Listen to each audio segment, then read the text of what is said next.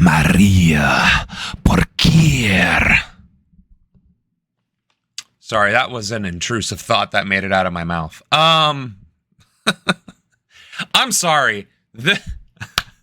So when I was in my previous recording location, because the president being in the White House and doing streams is pretty dangerous, right? You could be easily targeted by terrorists because they know you're going to be in that office for 3 hours, for a minimum of 3 hours. They could target that shit, right? So we gotta do remote looking shit, right? So anyway, previously it was just bright.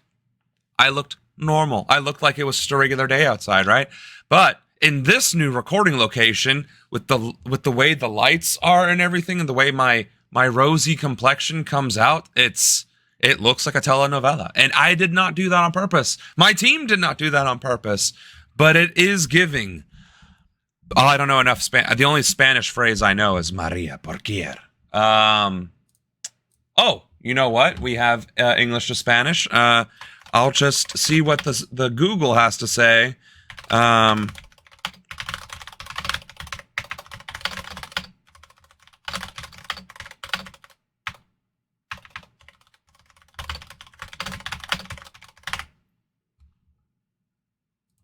All right, so now I gotta fix my typos. All right, let's try this again. And then we'll get to the actual stream. Oh, wait, hold on. That's not where I want it. Because I cannot see the screen and read that at the same time. Saludos, mis compatriotas, estadounidenses, bienvenidos a la transmisión. Le habla el presidente Samuel Ronan. To be fair, that's the first time I ever saw this. I am not fluent in Spanish.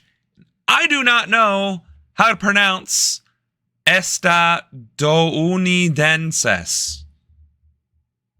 That is a big word.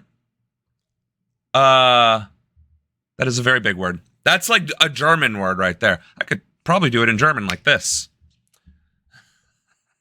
No, actually, hold on. I guess I'm still on one. Again, all of my intrusive thoughts are winning right now.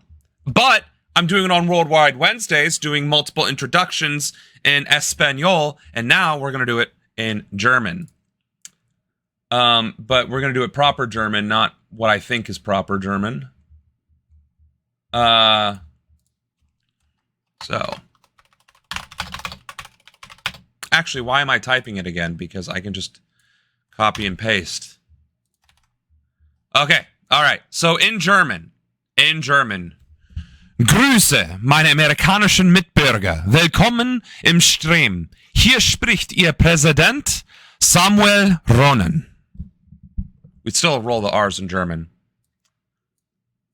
So, we could probably do a few more languages, but I'm not sure if I can read the alphabet of other languages. So anyway. Global affairs. Worldwide Wednesdays. That's what we're going with. I lost everybody. They're like, this fucking nerd is being a nerd instead of the president of the United States. Fuck that guy. Fair enough. Fair enough. I respect that. If that's not what I was expecting either, I would not. I'd be like, what the fuck is this guy doing? Anyway, maybe it is the sugar. Maybe I'm on a bit of a sugar high. Granted, I was also trying to find music for the stream during our little breaks because Ana la Diosa is doing muy... I don't know enough Spanish to make fun of her. So anyway,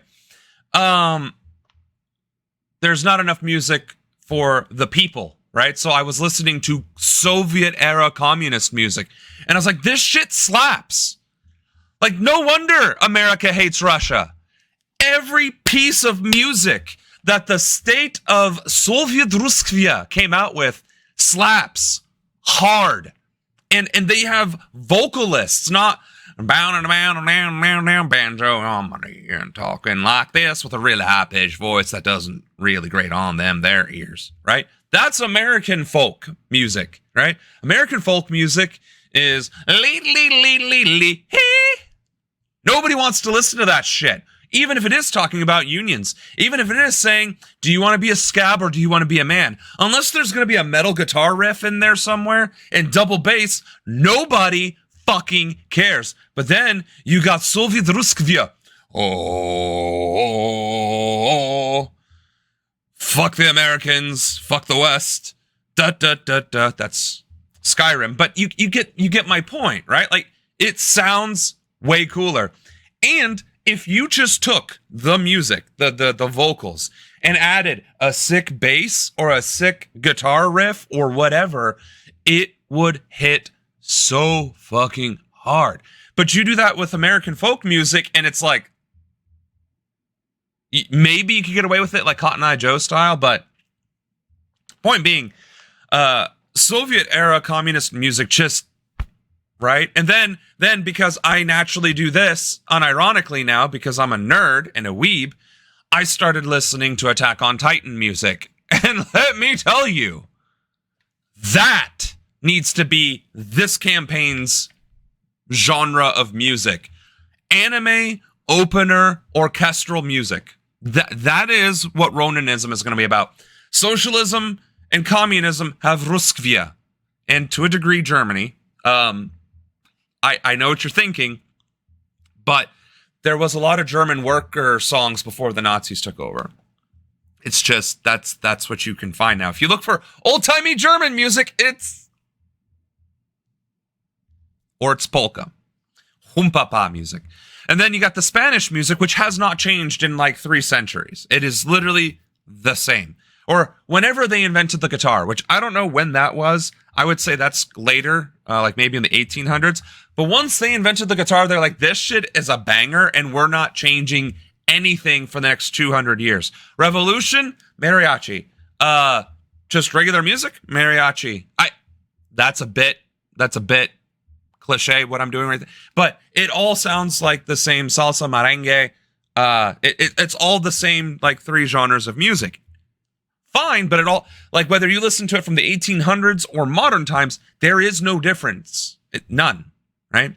So what we need to do is Spanish revolutionary music has its place. That's theirs. That's not appropriate. The Russians and the Germans have their male orchestra and sometimes female orchestra thrown in. They got that on lock. What we need is hardcore anime intro music. It has orchestral, it has vocals, it has heavy metal, it could have untas, it could have female leads, male leads, whatever it is, it just gets the blood pumping. I'd play it, but then we'd get copyright struck. So all I'm saying is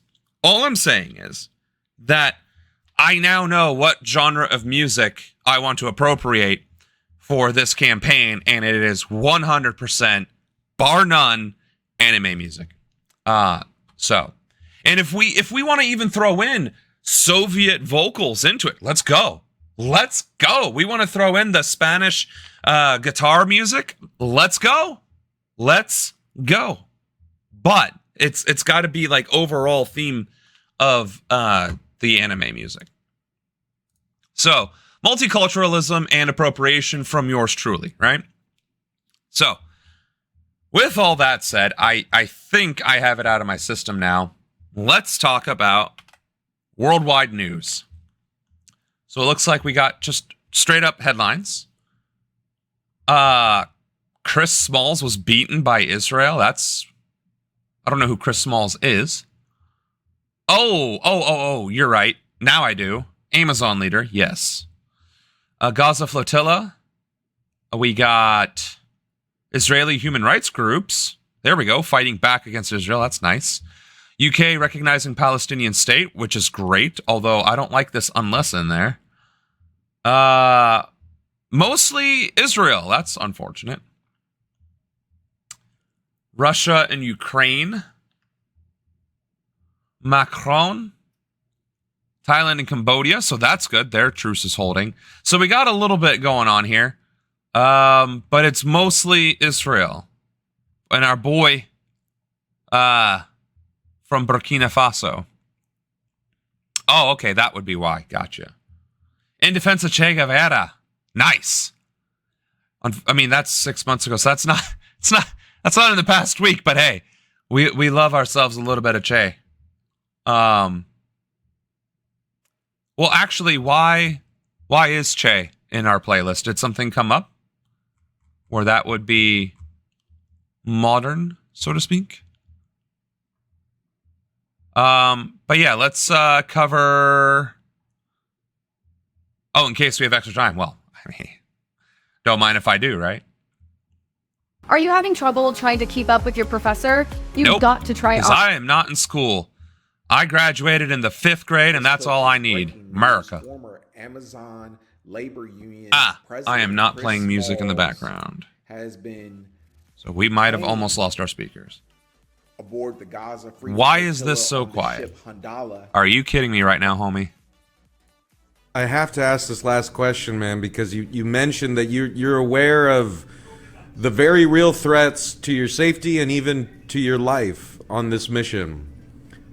If this is your last mission, like, what do you want your message to the world to be with this mission? As a father, that's the one thing I don't want to happen is my kids being in the world that we live in right now.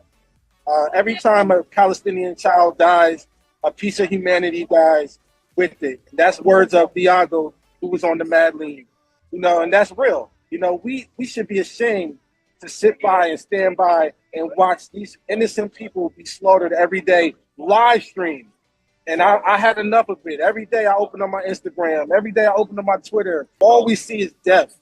And I know as a father, as a civilian, I can't stand with it. The U.S. citizens that are watching this, your tax-paying dollars are going towards this genocide, whether you like it or not. You can either be complicit or you can speak up and use anything in your power because we all have a role to play.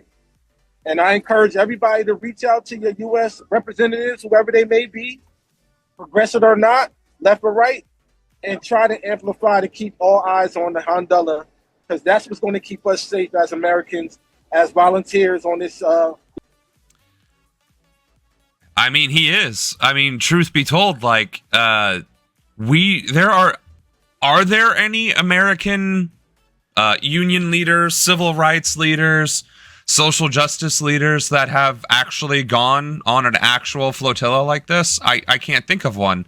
And secondly, I can't name many off the top of my... In fact, I normally don't even think of Chris Smalls either, because though he is a real one, though he is very influential, though he has made a massive impact, you just don't hear about him that much. You just really don't. And we don't have leaders. And right, there's none that are very high profile. And the ones that are quote unquote high profile are sellouts and scabs, right? Like AOC and shit like that. So no, it is pretty impressive. I would really like to have the opportunity to reach out to him one of these days, for sure, so that once our campaign gets to a level of prestige that is justifying him reaching out to us, that we could do so. So all of that to say, yeah, credit where credit is due. Let's see. The only black person on the Gaza Freedom Flotilla was beaten by Israeli occupation forces. Chris Smalls, the American labor organizer, was allegedly beaten by 7 IOF soldiers who choked and kicked him. And then, when he met with his lawyer, he was allegedly surrounded by 6 members of Israel's Special Police Unit. And I really don't think that this is any coincidence. Israel is an outpost of Western imperialism. Its founders stated that it was going to be an outpost of civilization, opposed to barbarism. They were inspired by the Scramble for Africa, the event which led to the killing of tens of millions of Congolese people. Israel was one of apartheid South Africa's final allies, whilst the Palestinian Liberation Organization, led by Yasser Arafat were working in collaboration with Nelson Mandela and the ANC to try and bring down apartheid. And there are currently former IOF soldiers working as mercenaries in the Congo. And so is it really surprising that this imperialist country that collaborates with the most barbarous regimes all over the world and helps to train the American police would beat up a black person out of all of the activists? No. I have to ask this last. That's pretty valid. I mean, again, Israel is taking a footnote out of American history, out of Hitler's history, no less. And who took it out of American history? And it's true. Israeli forces train U.S. police forces and vice versa. And the imperialism is ongoing, has been ongoing. The brutality has been and is ongoing. And it is not shocking that it is also filled with extreme racism. Extreme racism. Because a lot of the Palestinians are very brown. And that's one of the many calls to arms that we don't want brown Arabs in our Holy Land. So to go after a black man is no different. And as you just said, white supremacy. Most of the Zionists came from Europe in the first place, which is the whole freaking point. It's white Europeans going to Israel in the Middle East and then trying to expel brown people who were born and raised there for thousands of years. So yeah, not very surprising. This video might be the one that talks about it, but I can't hear a damn thing he has to say. So let's see what this one does. This is Democracy Now!, democracynow.org. The sailing the Handala ship to Gaza with baby formula, diapers, food, and medicine on board. On Saturday night, Israeli forces seized the aid and detained the ship's crew of 21 civilians, including parliamentarians, human rights lawyers, and journalists. Just before the raid, one of the flotilla organizers, Huwaida Araf, spoke by phone with the Israeli forces. And we are sailing lawfully in international waters where you have no jurisdiction, have no lawful jurisdiction. Starving civilians, any blockade that starves civilians or has a disproportionate harmful effect on a civilian population is illegal. And therefore you have no authority to enforce an illegal blockade. And as such, you are not permitted to use any kind of force to enforce an illegal blockade. We demand that you stand down, that you not attack the civilian vessel that is carrying only humanitarian aid. Why are you afraid of baby formula and teddy bears that are destined for the children of Gaza? You spew your propaganda about Hamas. This vessel carries food and baby formula for children that your government is deliberately starving. Your blockade is deliberately starving children to death. You have no authority to enforce an illegal blockade. This is a war crime. You are responsible for the health, well-being, and safety of all civilians aboard this vessel, and any attack on us is a violation of international law for which you will be held accountable by the international community. So don't get me wrong. Do not get me wrong. Every single syllable that lady just screamed into that phone was 100% correct. Factually correct, legally correct, empirically correct, unequivocally correct. I'd have to Google a thesaurus to figure out more words to say that she did nothing wrong, said nothing wrong. The problem is just like America. America is engaging in brutality against their civilian population. They are engaging in war crimes and crimes against humanity against the civilian population by using tear gas and terrorism against Latinos in America, right? That is a thing that is happening in America. That is, in fact, violating our own laws, never mind, but also international law.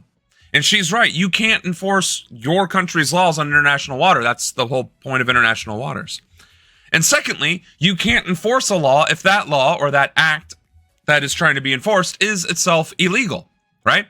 If a cop detains you without due process, that is not a lawful order nor an lawful arrest. It's just not. That's not how that works. And the cops and the judges and the lawyers and the politicians saying that it is the problem, right? That is the whole problem. I am detaining you. Why? I don't have to tell you, you don't have rights. By simply uttering that phrase, you don't have rights, makes any action that individual is doing illegal, and you have the right to defend yourself up to and including lethal force.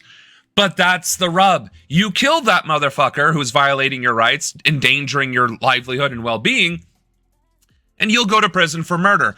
Not because you weren't correct or even legally allowed to do that, because the criminal justice system does not care about you. It cares about the system and the power itself. And Israel is no different. Israel is like, well, we say what it is because of what it is. And because we have the entire European Union, Canada, Australia, and the United States in the palm of our hands, we can get away with murder and genocide in real time, live streamed on 4K. And the reality is, that is the whole reason why any of this is happening. That's the whole reason why. Because if any other country on earth had done or would do what Israel is doing to Palestinians, the entire earth, every single country would have united against that country. If Iran started massacring an arbitrary demographic, fuck World War III. Iran's getting fucked. If Burkina Faso did that, actually did it, not just the lies that are being perpetuated right now, but if they actually did that, every country, fuck them up. Egypt, every country, fuck them up. Argentina, Brazil, India, every country, fuck them up. Notice, though, the hesitation when the country has quite a large GDP or an exceedingly high population, right? China has been doing very bad shit to their Muslim population. Nothing's being done about it. Russia has explicitly said we don't want queer people or immigrants. Nothing's been done about it. India and Pakistan keep doing whatever they do, and India has its own demographic issues, thanks to the British Empire, but also generally. Nothing's being done about it, right? Because those countries that I just listed are literally half the world's population. Or, I guess, a third of the world's population. It's a significant proportion of the world's population. And so, as countries, we have this international law, but a fear of enforcing it, because the only thing that allows it to be enforced is this mutual agreement that it should be enforced. Until or unless that is directed against the perpetrator, the aggressor. And then all of a sudden it's like, well, fuck around? You want to tell me to stop? All right, tell me to stop.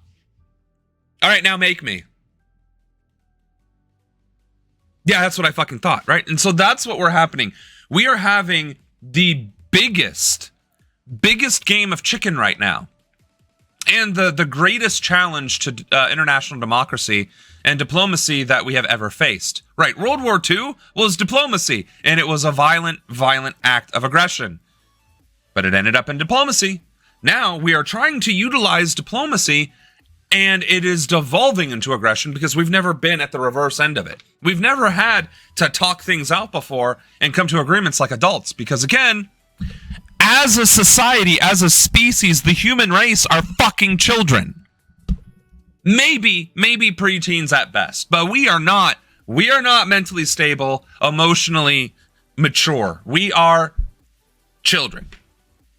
And this is the result. Israel should have been struck down day one. The second the retaliation was global annihilation against Palestine. The exact second it went from an attack against a Hamas encampment to a civilian population center and hospitals, that should have been the exact moment where the entire world, China, Russia, India, Pakistan, Europe, the United States, Mexico, and Canada all come together and be like, no. That is a war crime. We all agreed it was a war crime. No. But what happened? The world actually did come together and did say, Israel, no, that is a war crime. And America said, is it though? And vetoed it every single time it's come up for a vote in the past 2 years. So in that sense, what should have happened after the fact. Fine. The United Nations couldn't act as a body. Fine.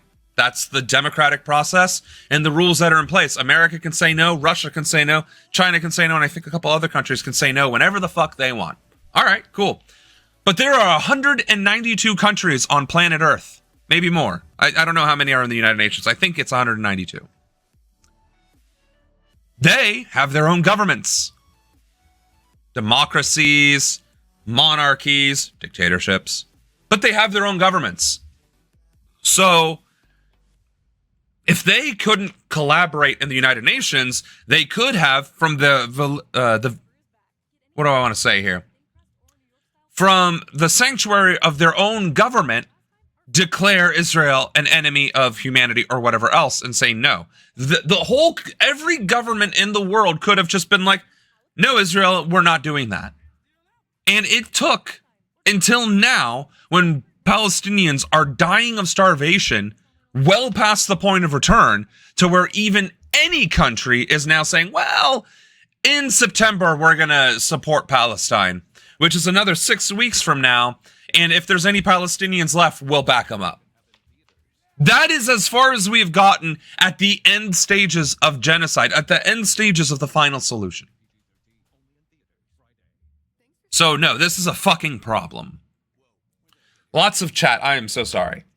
They hate being forced to submit to beliefs and then do the same thing and then tell you, Jedi mind trick style, that these are not the double standards you're looking for. True. Kyle Rittenhouse got away with it, and that baby schmuck tells you he's not the same as the ones who defend themselves. Yes, that's another prominent story. He was trying to compare himself to Luigi, and it's like, no, motherfucker, you went looking for problems and found them and then committed acts of murder, and now you're trying to justify it. Luigi did a public service.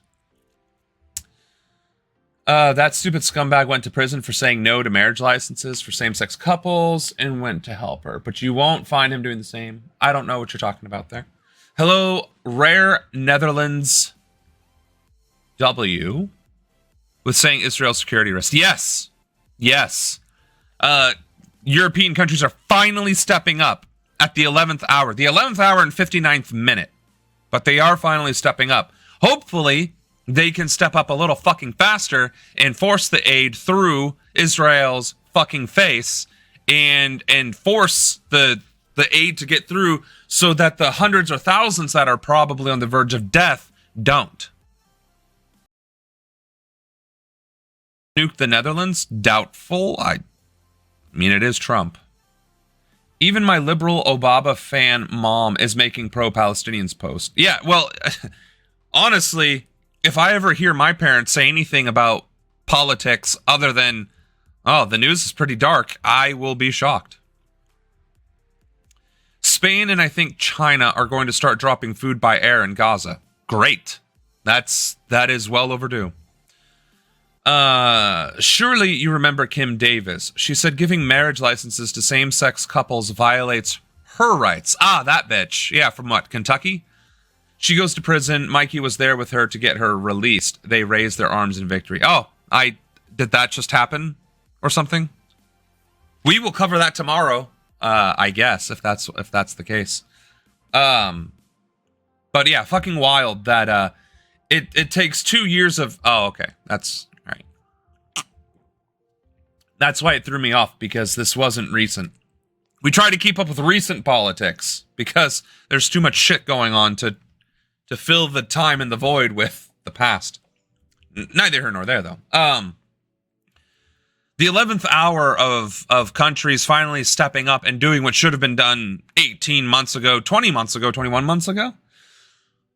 Sure, fine. We can debate that Israel could have or should have fought back on October 7th. But here's the problem with that argument. It's not like 9/11, where there was no ongoing attacks and aggression with the Middle East against the United States of America, and then all of a sudden, 3,000 people died in New York City, right? That is a response. But Sam, what about Desert Storm and Desert Shield? We were the aggressors there, and probably at the behest of Israel. Correct. I'm not saying that America wasn't the aggressor or didn't have it coming, or that we shouldn't have been surprised, at the very least, that something like that did happen. That's not what I am saying. What I am saying is that it wasn't ongoing for the past 80 years, every day, every month, every week, every year. Whereas Nakba has been going on every day, every week, every month, every year since 1948.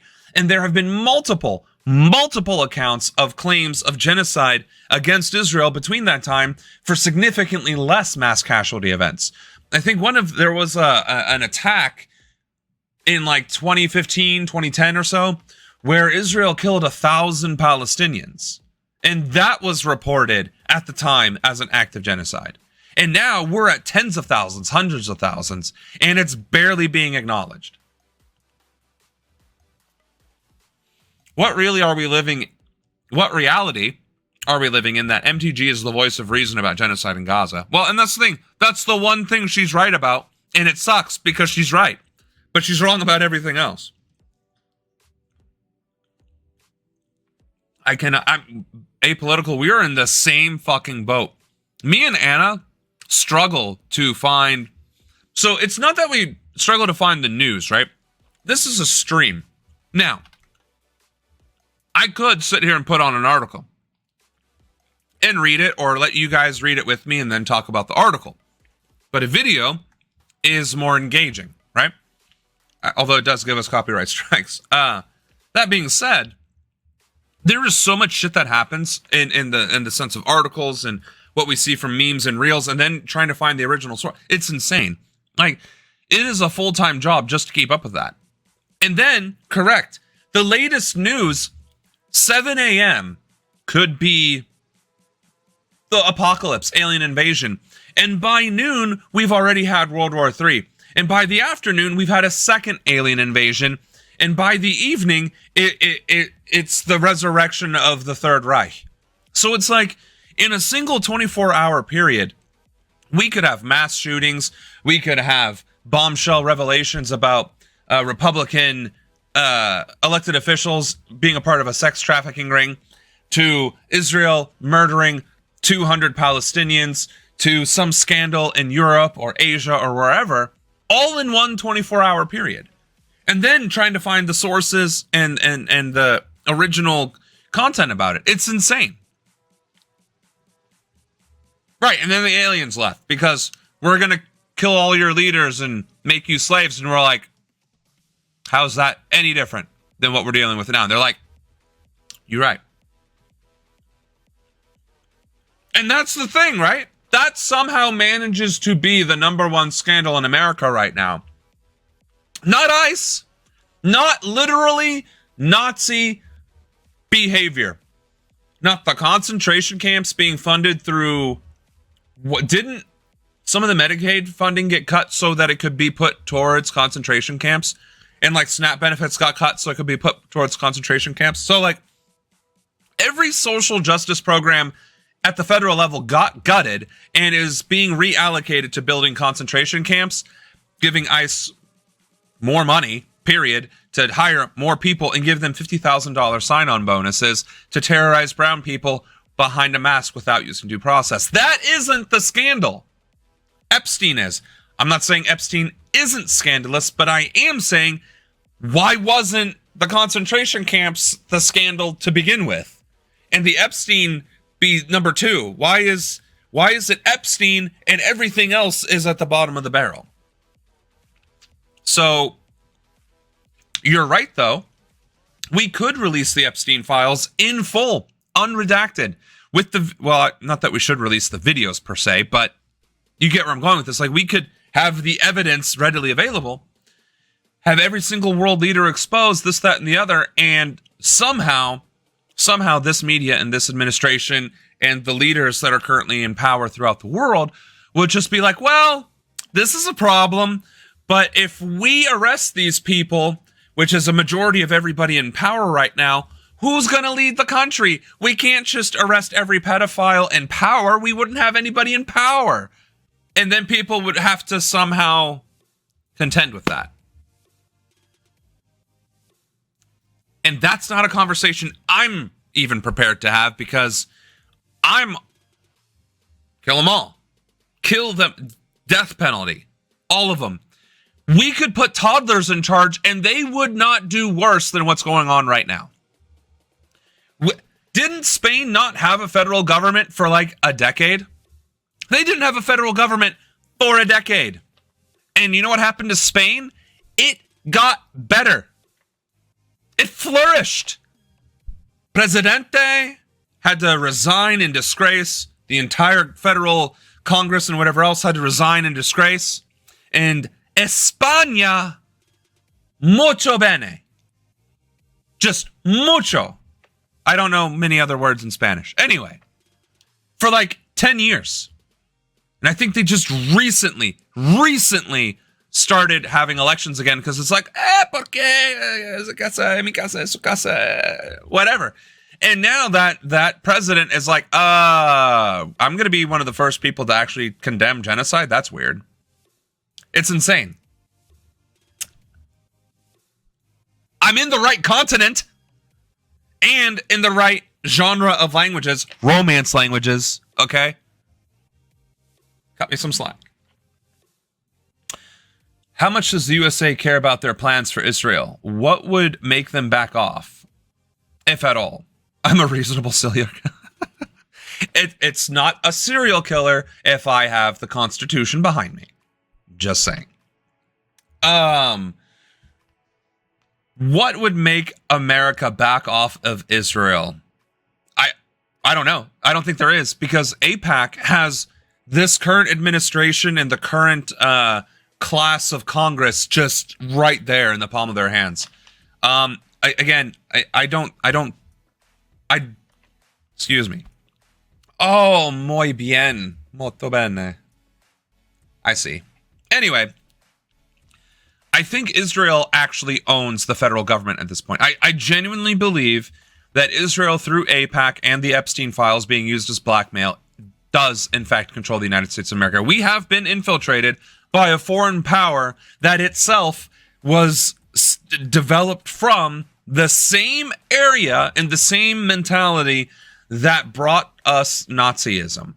And in many ways, I would argue that Zionism and Nazism are the same exact ideology that split based on a specific demographic. Because the Germans, the Nazis, believed in a superior race, a supreme race, the Aryan race, right? And the Zionists believe the Israelites are the supreme race, the superior race. The difference is the Nazis hated the Jews and the Zionists hate everyone else. And they're just focusing on Arabs. So, no, I think Nazism and Zionism were the same ideology with a schism. And the plan was, see which one sticks. And they're like, well, that didn't go out so well for the Nazis. They lost. But the Zionists, they're going strong. And then the Zionist movement started infiltrating Europe and America. For whatever reason, it just left Africa and South America alone.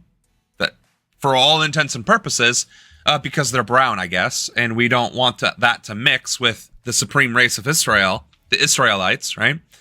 So I think what has actually happened is the Nazis lost, the Zionists built up, and then the Nazis started making resurgence because they're the same fucking ideology.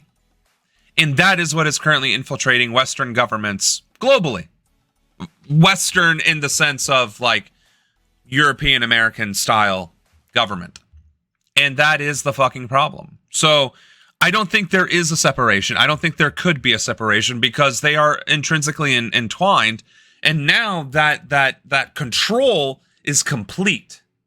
It is complete. It is total.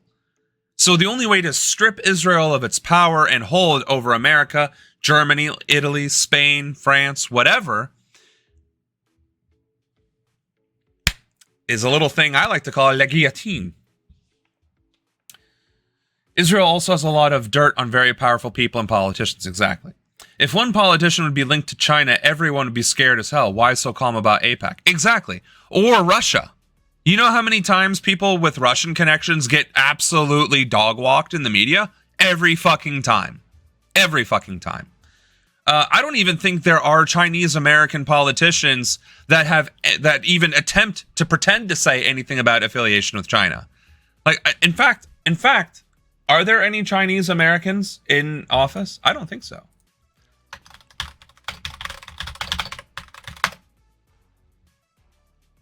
Several Chinese Americans have achieved prominent positions in U.S. politics and government. Notable examples include Elaine Chao, who served as Secretary of Labor and Secretary of Transportation, and Judy Chu, who is a current U.S. representative. Additionally, Vince Fong is also a current Chinese American member of Congress. All right, so there are a couple. Literally a couple. And if they were to even blink in China's direction, they'd be dog-walked in the media. It's not just about the APAC money. Basically, they could bring down many governments. Exactly. Through the blackmail, probably from Epstein Island as a bare minimum. La Guillotina. There's a couple? Yeah. I didn't know that either. It's not that I doubted that Chinese Americans could be in office. I've just not heard of any, like, to be honest. And you don't hear, like APAC is a super PAC with not ties to Israel. Are there any Chinese super PACs? Russian super PACs? And if you're associated with those, does that not immediately get a glaring spotlight put on your face? Like, let's be real here. But it's okay if Israel does it. No, it's not. It's definitely not, because they are very clearly compromised. All right. So, here we go. Israeli teens burn draft papers.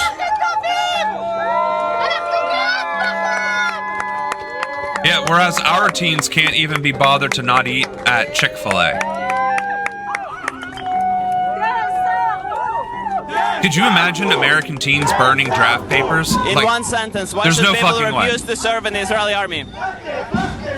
Because there's a genocide and you don't enlist into an army that's committing a genocide. Hello, my name is Ronan and I am an 18-year-old Israeli from Tel Aviv. A couple of months ago, I was imprisoned for refusing to serve in the army. All right. To be a little lighthearted here, I'm jealous of this kid who's 18 years old and has a thicker, fuller beard than I have ever been able to grow in my life. I refused because I didn't want to take part in this ongoing war of destruction and genocide in Gaza. I refused because my security and future as an Israeli is also being jeopardized by my government's plan to occupy Gaza and expand the settlement project more and more.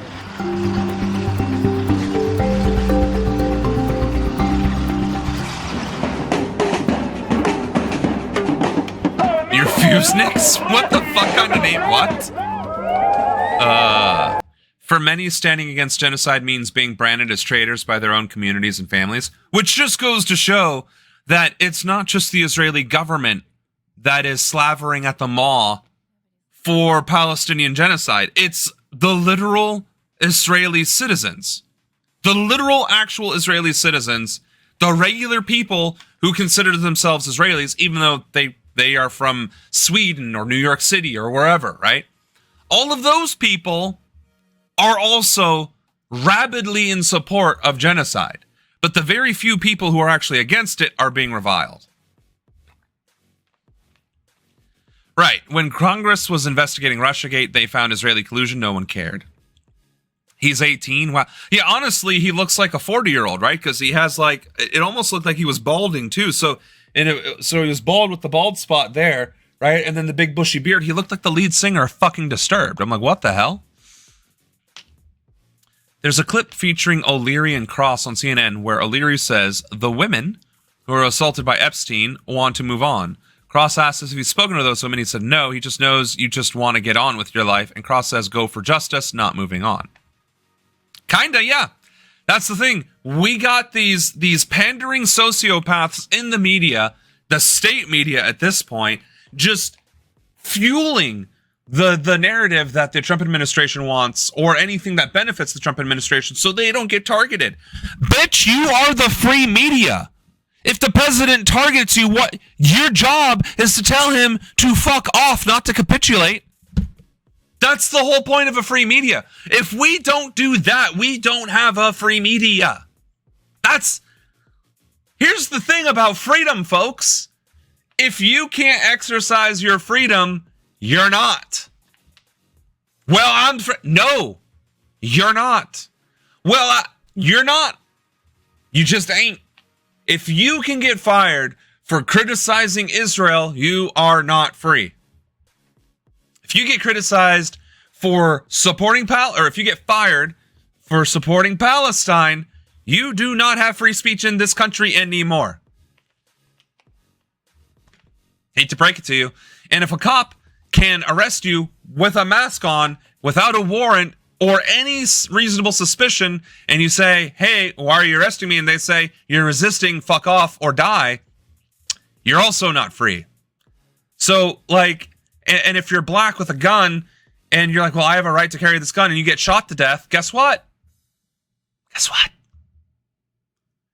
We are not free in America in any sense of the conversation. And none of it. Can you quit your job? No, because then you don't have health care and you don't have money. Can you go to school? No, because you will fall into debt. Plus, you'd have to quit your job, which would then prevent you from having housing. Oh, guess what? The administration yesterday attempted to pass through executive order criminalization of homelessness, broadly. So now you can be put into a concentration camp for being homeless. So you can't afford to quit your job. You can't afford to go to school. You can't afford to go to the hospital. So God forbid you get some serious amount of sick. And then the job market continues to drop because of AI and layoffs and restructuring.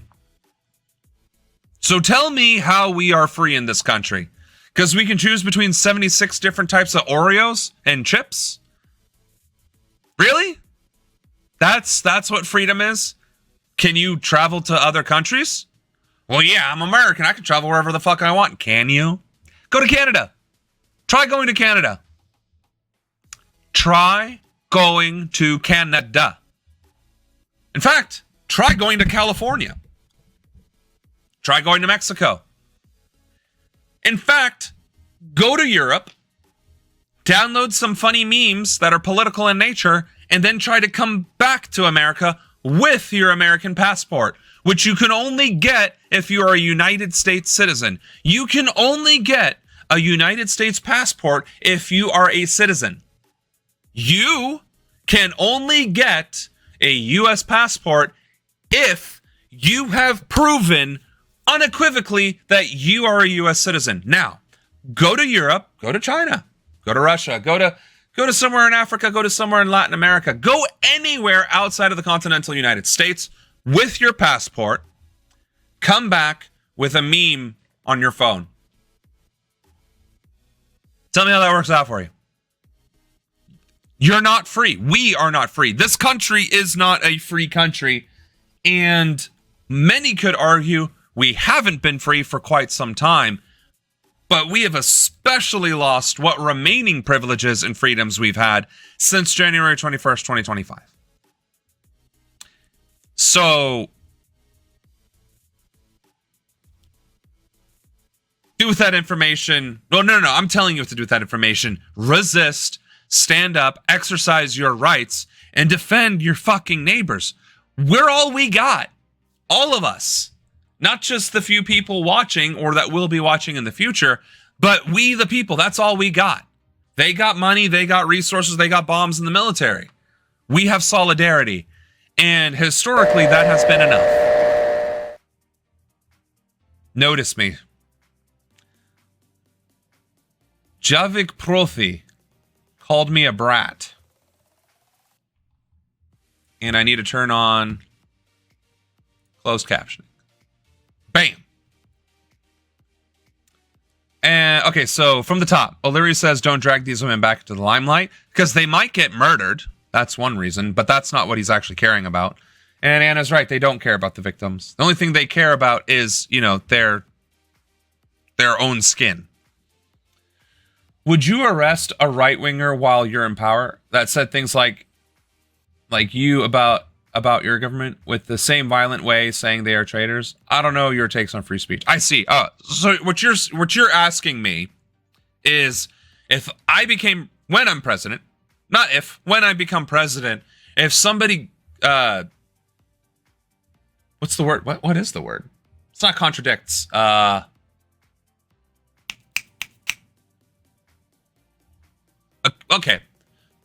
Talk shit about me because apparently my brain is not in good speaking. Dissents. Okay, that's a good word. Not the word I was looking for, but that works. If there are dissenters to what my administration is doing, would I just arrest them? Nope. In fact, I've already thought about this.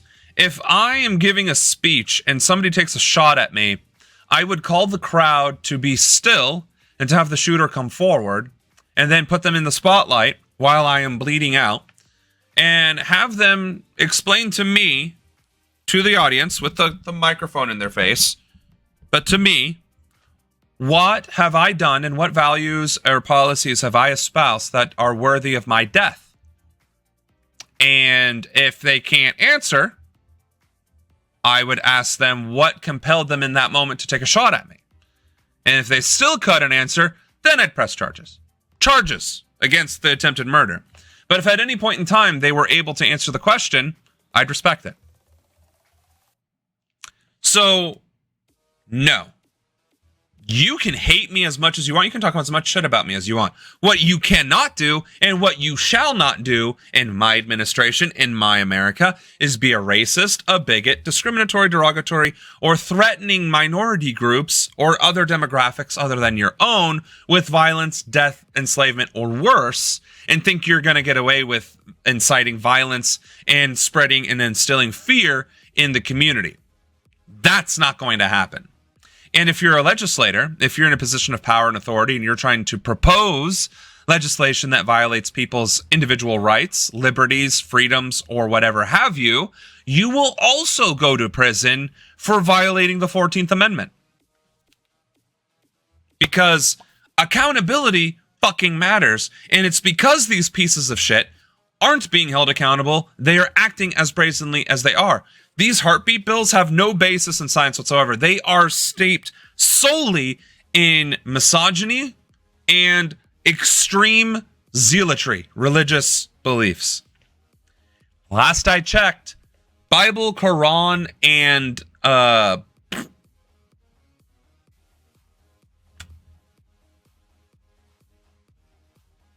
I forgot the Hebrew word for Bible.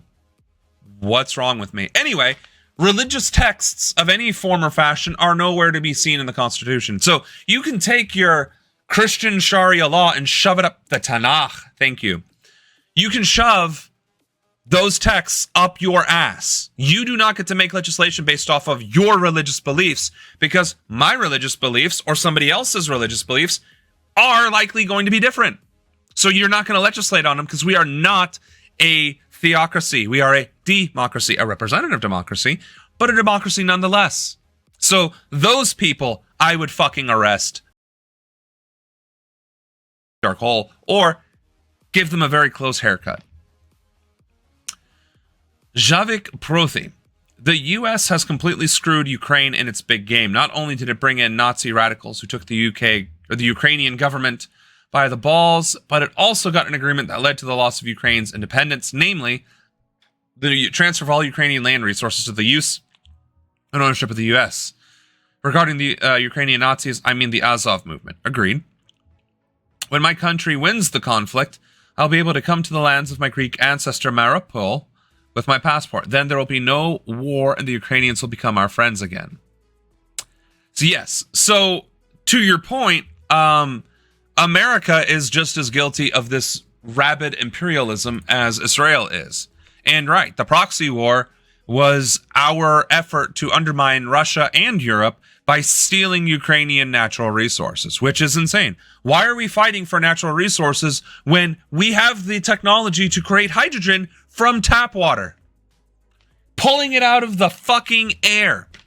Do you realize that we have enough technology to pull hydrogen from the fucking atmosphere, from the very air we breathe, and also to distill it from regular tap water? We could be fueled by hydrogen. Period. We don't need lithium. We don't need natural gas. We don't need oil. But these imperialist scum-sucking pieces of garbage in power globally are drunk on fossil fuels because that's what they know. That's what they're currently wealthy and powerful from. And again, a very close haircut will resolve all of these problems. Wow, you're more free speech than most right-wing free speech lovers. That's because they're not actually free speech lovers. What they are for is to be able to be discriminatory and derisive against people they deemed other or less than. And that's the free speech they care about. They don't actually care about free speech. If they did, they wouldn't be right-wingers. I am Catholic, Santeria, a witch. No, you can't be a witch and Catholic. There's like literally parts in the Bible that says burn the witches. Like it's literally burn the witches in the back of my debarrere, right? Like our Lord and Savior Rob Zombie himself, named after Jesus Christ, the first zombie, like literally said it. There was also a whole inquisition from España that took that shit very seriously. You're a witch? ¿Por qué? Es tan bueno. Muy fuego. Esta witcho. And then there was, of course, Salem. And we all know what happened in Salem. Looks like there will be some ICE references a week from tonight and more Red Overlord Satan stuff. Shocking. Very specific religion, specific to mostly me. Sure. I'm a Christian Satanist. Jesus was a witch? No way. Well, at least being a Christian Satanist makes more sense than a Christian witch, because Satan actually had a role in the Christian faith as being the bad guy. So you're the bad guy of the Christian. You worship the bad guy in Christianity. Which is also funny, because I actually read up on Satanism when I was developing Esoterra, to try and kind of develop, you know, the angels versus the demons kind of deal. And as it turns out, Satanism is bad because it venerates the individual and how to treat people with dignity and respect. Like, you know what didn't make the 10 Commandments? Rape. You know what made, like, the first commandment or tenet of Satanism? Consent. Thou shalt have consent to engage with whatever acts. It's literally, I don't know if there's 10 of them in this. I don't remember that, but I do remember specifically, explicitly, the Satanism, however they do it. It was like this, I think, and then the three. Consent made it to the Big 10 or 11 or whatever it was. It didn't even make it to the Big 10 and Christianity or Judaism or Islam. Consent did not make it to the top 10 thou shalt not do these things in fully half the world's religion. So, in that sense, Satanism is actually a lot better in context than Christianity. Jesus did witchcraft. They called it miracles. Why is it not a miracle when I do witchcraft? Because, first of all, you're a woman. Second of all, and probably even more importantly to those that care, is that you're a brown woman. So being brown and a woman, because Jesus, hallowed be his name, was blonde hair and blue-eyed from the Middle East, which is the real miracle. Right. God was more worried about being worshipped and feared by the people than actually, you know, maybe y'all shouldn't be touching each other's no-no squares without consent. In fact, the only time Christianity brought up consent was through Jesus Christ. And he wasn't hiding it. He was like, well, what if my eyes cause me to sin? Pluck them out. What if my hands cause me to sin? Cut it off. What if her clothes or whatever causes me to sin? I don't know, bro. Kill yourself. So it took the New Testament, the Son of God, to actually bring consent into religion of the Abrahamic religions. Whereas Satanism was like off the rip. The devil was like, maybe y'all shouldn't be touching each other's no-no squares without permission.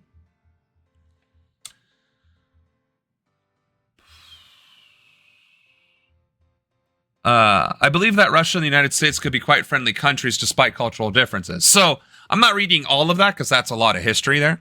But that being said, I agree with you. The only reason why Russia and America are enemies is because of the ego of the people who have been in charge of those countries since the end of World War II. By rights, we should have been friends, the bestest of friends. But no, communism was diametrically opposed to capitalism. Powerful people were still in charge in Russia, and they were still the ones benefiting the most in Russia. And powerful people in America benefited the most and were in charge in America. The difference was people could eat in Russia. Americans were starving to death and had to go to war with their own country, literally against the National Guard, to earn the right to form unions so that their bosses would stop locking them into factories while they are on fire to force them to work unto death. Because America couldn't potentially risk, workers realizing, we own the means of production, like that weird Marx guy from Germany was talking about. Or Lenin from that weird guy in Russia, right? So, again, the only reason why Russia and America are enemies is because of an ideological difference stemming from old dead men from Germany and England, respectively. It's like the age-old feud. John Smith and Karl Marx have been at it ever since. And it's insane. Is that triangle on your chin on purpose?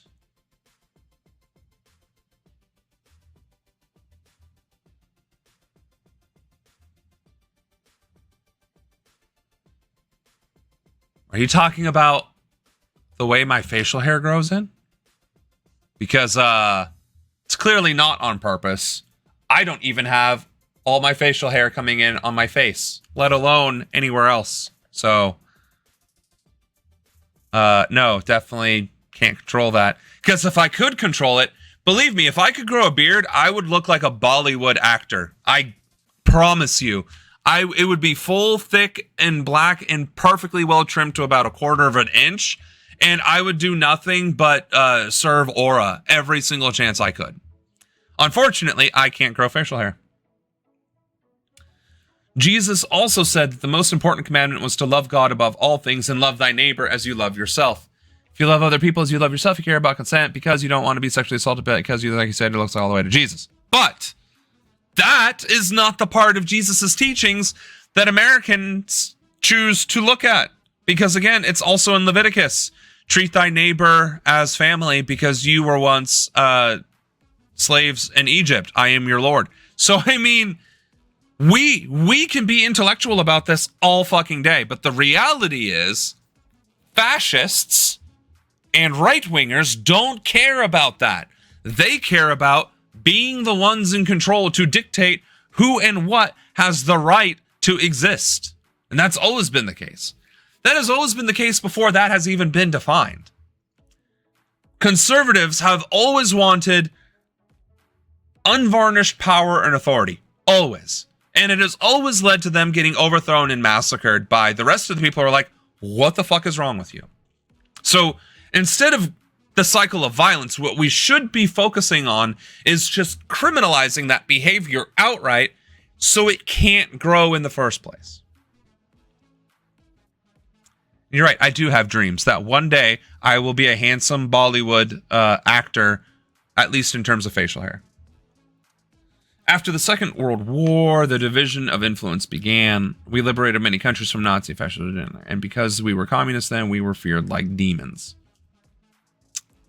Yep, I will definitely give you that, Javik. Christianity is kind of a cult in my eyes. All religion is a cult. It just depends on how much of a zealot you are. If you can read the Bible and take it as a book of anecdotes, great. Religion is for you. Religion is great for you. If you can read that and be like, yep, these are parables and anecdotes. But if you believe that text as literal truth, that immediately puts you in cult territory.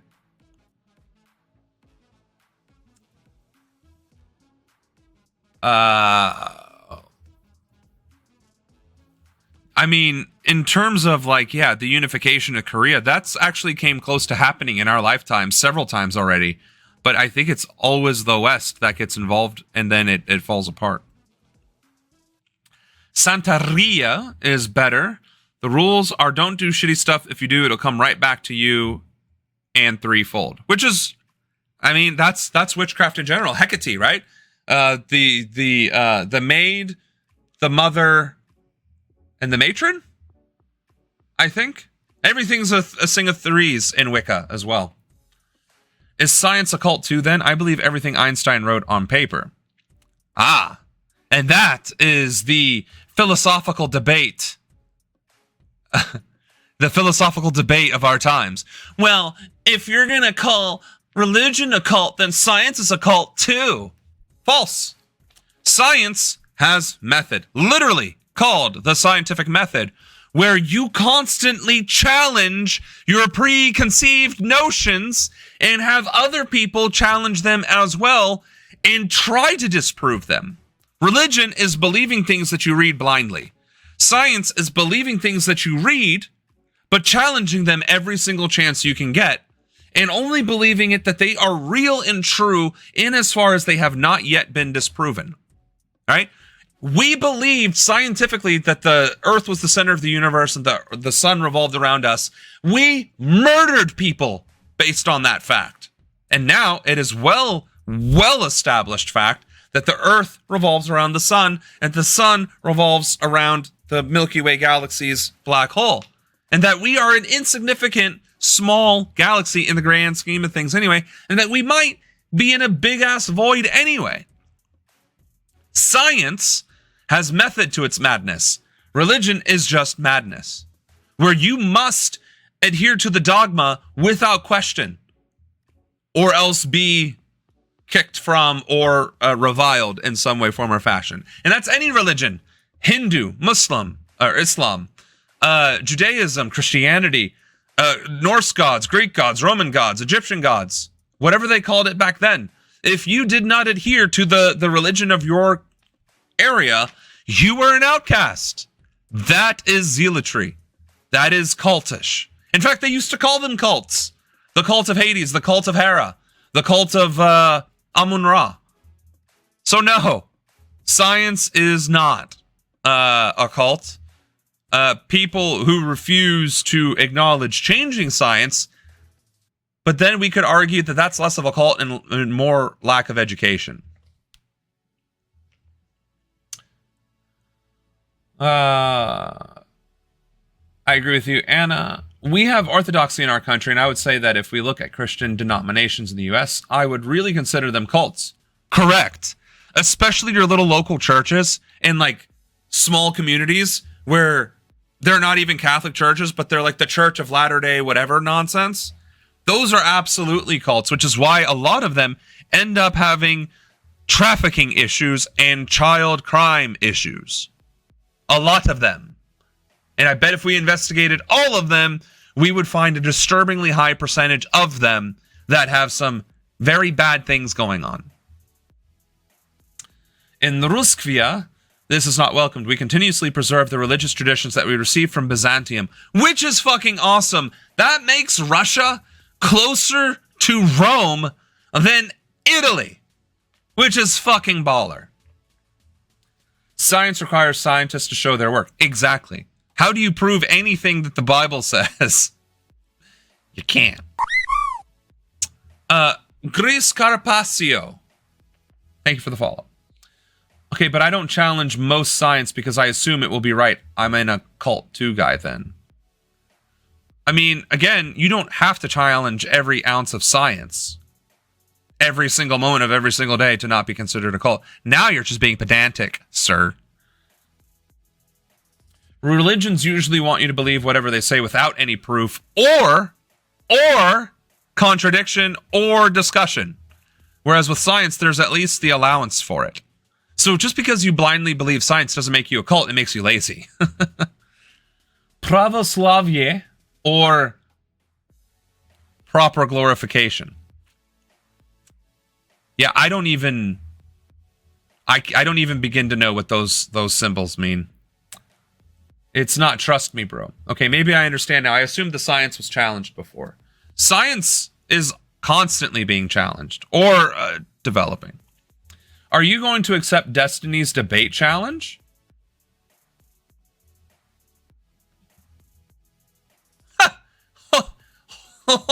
Time out. Everybody in chat, shush. Greece Carpaccio.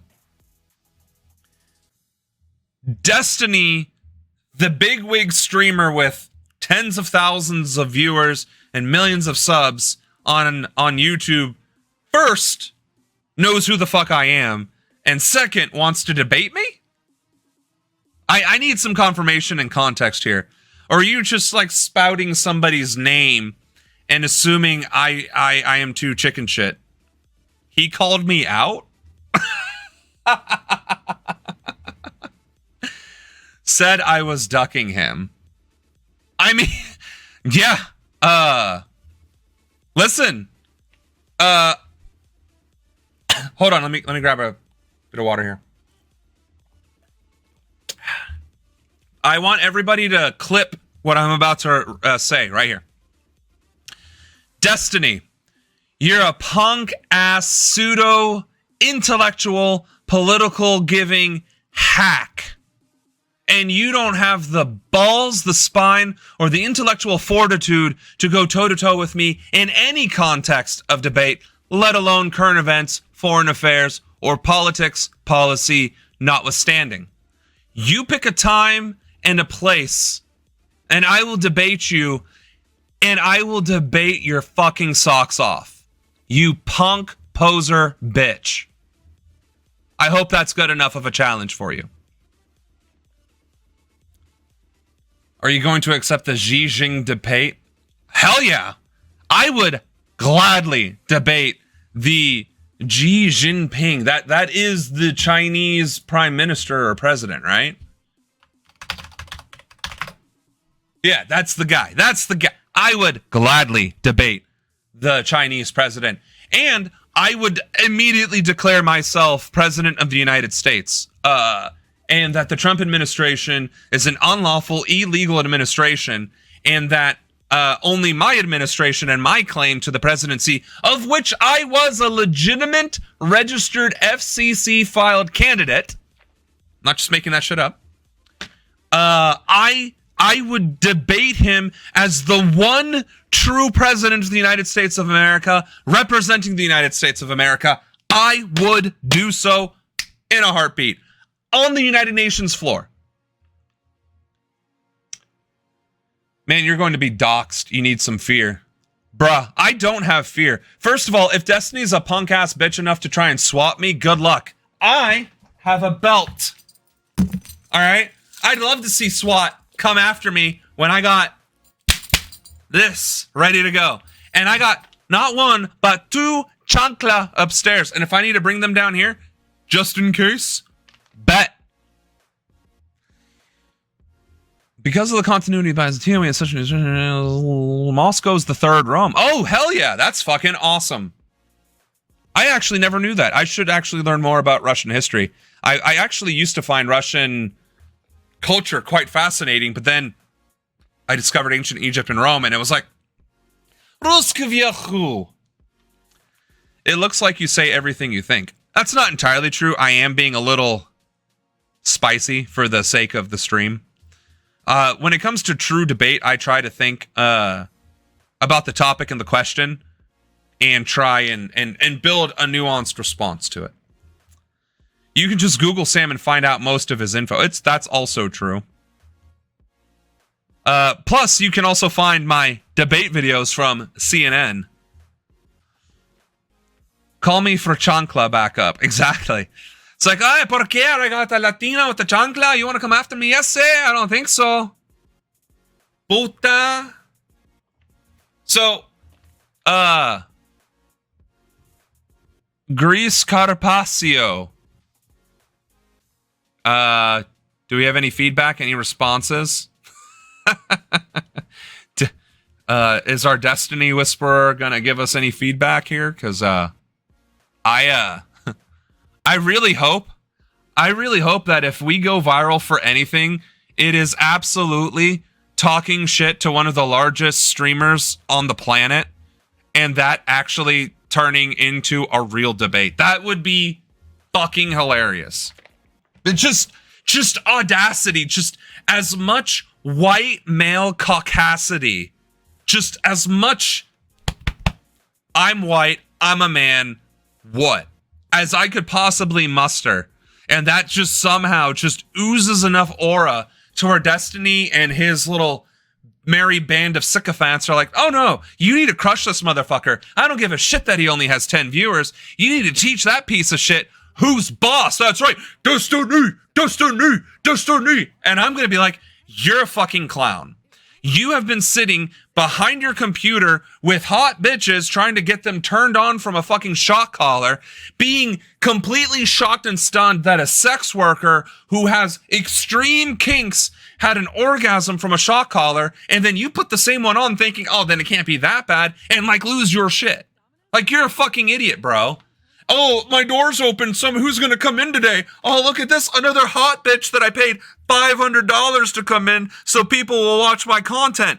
And then, oh, look, I have 100 viewers. Let's go. I'm gonna start streaming. Let's go. 1,000 viewers, 10,000 viewers. Oh, I'm so cool. I still got hot bitches coming in here that I'm gonna be misogynistic towards and sexist towards. Now, I'm a big wig streamer. People love me and I play video games. Now would be the perfect time to give my 2 cents about politics, of which I know nothing about. I've neither ran for office, I have neither served my country, I have neither stood on the same stage as political heavyweights in this country, nor have I ever established policy or even considered and discussed policy or implementation thereof. And I am going to debate somebody who has been doing that for a decade. What a moron. Maybe say fuck Destiny for 12 hours straight. So what I'll do is I'll figure out how to do a GIF or one of those repeating videos, because I don't think GIFs have audio. So I'll figure out how to do a repeating video. And then I will, when I go to sleep, I will play that on stream, tagging him in it, right? And then maybe eventually it gets on his radar.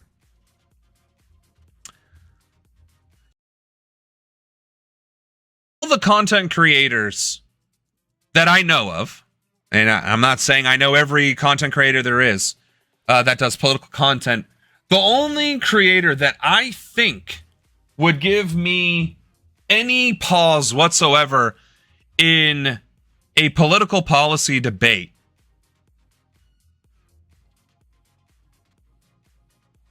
I was actually going to say Hassan or maybe like Anna Kasparian, but they're not. Anna has really turned out to be like a liberal, almost conservative at this point. And Hassan doesn't usually have bad takes. They're just very not nuanced. Okay, Brianna Joy Gray. She's not a content creator. So, see, that's the problem. The people that I would actually fear in a debate are not content creators. Because even Taylor Lawrence... No, I think I'd be a little afraid of her. I think I'd be a little afraid of her in a debate. I think we would agree on most topics, but I feel like she's on the topics that we would agree on, I think she would have more knowledge on that topic than I do. And then in the places where we don't agree, she would still have more knowledge on the topic. We would just be disagreeing. So I would give Taylor Lawrence, I'd give her a solid... I'd be a little hot around the collar, a little nervous, I need to loosen my tie around her. I think so. Brianna Joy Gray, I don't think I would want to debate her, to be honest. I don't know that would go well for me either. And then there is who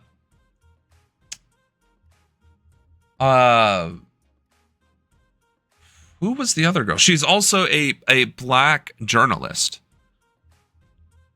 Brianna Joy Gray. Brianna something.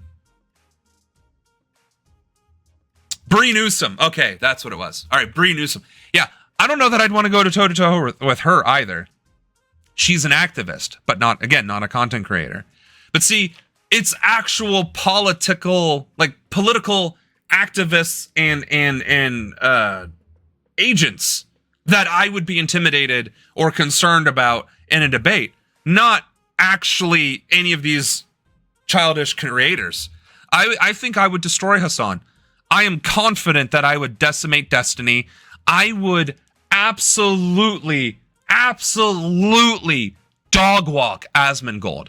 I would dog walk that motherfucker. And I used to think he was funny until he started putting in his political quips. Piece of shit, in my opinion, at this point. I would dog walk that motherfucker like Drake in the halftime show. Just straight up Asmongold, and then walk back around Destiny and just fuck them up.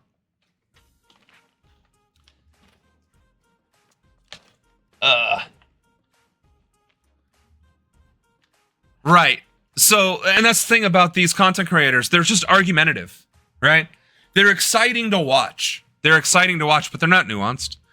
Yeah, they give their hot takes, but they give their hot takes. Granted, I've been on a sugar high, so I think I'm a bit more activated than I normally am. But yeah, no, there is no question. I would dog walk Asmongold, Destiny. I would beat Hassan. I don't necessarily know about dog walking him, because again, he does usually have the right take, and even Kyle Kalinske, he usually has the right take as well. He's pretty well nuanced, so I'd say that would be, but that would be a very boring debate too. You know what I'm saying? Like, I already ate my chips. I gave myself a tummy ache when I ate a whole sleeve, so I'm trying to cut down. But yeah, like the leftist content creators who do political stuff, they're usually not nuanced, and if they are, it would not be an interesting debate. It would be a difference of approach, and I would take a very aggressive, hardline approach. So that would be an interesting to see.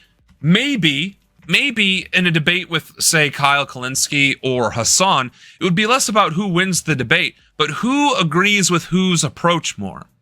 Like, that would be the more interesting debate discussion.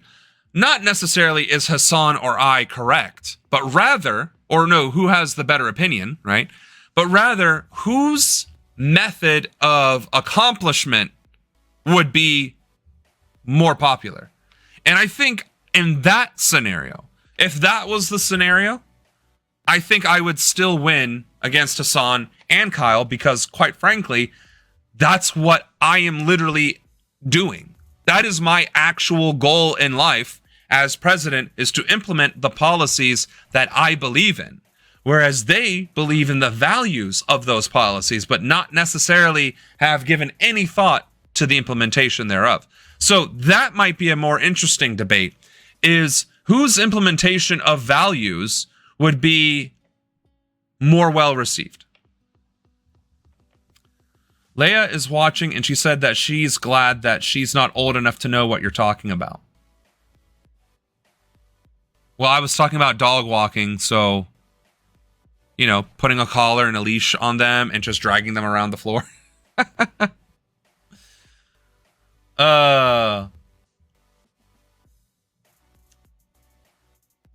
I was a centrist for a long time and a nuance lover. That made me stay away from far leftist. Well, and that's the thing, horseshoe theory. I think horseshoe theory is the most correct theory when it comes to political spectra, is that the more extreme you get, the more alike you are. The more center you are on either side, the more alike you are. You know what I'm saying? Like, it's the horseshoe theory. Your nuance is in where you stand in social justice and economic theory. That's it. That's the nuance. That's what makes you left or right. But ideologically, your level of extremism doesn't change. You know what I'm saying? I tried to make myself a centrist. It only further radicalized me. See, I think ideally being a centrist is where you're going to want to be. But the thing is, there are some things that aren't centrist, that cannot be centrist. People's rights cannot be a debate. It just can't. But because of that fact, it's automatically far left. By design, you cannot be a centrist and be like, well, if some people lose their rights, it's okay. And if some people don't lose their rights, it's okay. Like, that's not a debate. There is an either or situation there. And the either is fascist and the other or is very, very, very far left. Being a centrist feels so good if you don't have a moral compass. It gave you cognitive dissonance. Sure, I'll give you that, yeah.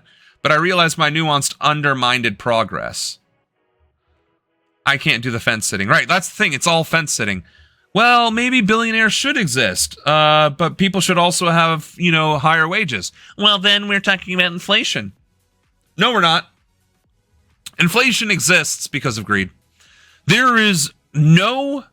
Yeah, I took economics in high school. Yeah, I studied macroeconomics on my own because I'm a fucking nerd. And yes, I understand the science of inflation. But realistically, the laws of supply and demand and all this, that, and the other have zero bearing on the cost of goods. It is all a function of greed. Supply and demand only causes prices to increase because of greed, which only causes inflation after the fact. Period. Dot. If we run out of stuff to make, that doesn't mean we just make more stuff because we're out of it, right? Once it's out, it's out. And that's what it is. Well, I need it. Okay, well, I guess you're going to have to figure out a way to get it then. Because if we had a truly utopian society, the last person to grab it, that would be the last person to grab it, period, dot, end of story. Hey, we need more of this shit. Hey, yeah, we're working on it, but it's going to take a week. Well, fuck, that sucks. I know, doesn't it? Hey, maybe we should implement a new process so that we have a little bit more of this lying around. Hey, I agree. That's outstanding. That is utopian. Or Ronanism, if you want to call it that. Either way, it's amazing to debate as a centrist. You can just move away if you get attacked to the other side. But the problem is when you're a centrist in America, you're just a Republican that doesn't want to admit it. Because most centrists in America aren't on the fence about socialism versus fascism. They're on the fence about, can I get away with calling black people the N-word yet? And is it socially acceptable? And the answer is no, and it never will be. But that's the centrism. You find centrists harder to convince to left-wing ideas than conservatives because they are actually hardline conservatives that call themselves centrists because they found out that calling themselves conservatives doesn't get them laid. And I stole that joke from a comedian. I don't remember which comedian, but I did steal that joke. Did Grease Carpaccio just go away? Carpaccio! Well... hopefully we find I swear to God, if we end up debating destiny because of that, that would be the funniest viral moment in probably streaming history. No-name streamer calls out one of the most highest ranked streamers in the world and calls him a punk little bitch. Debate at 11.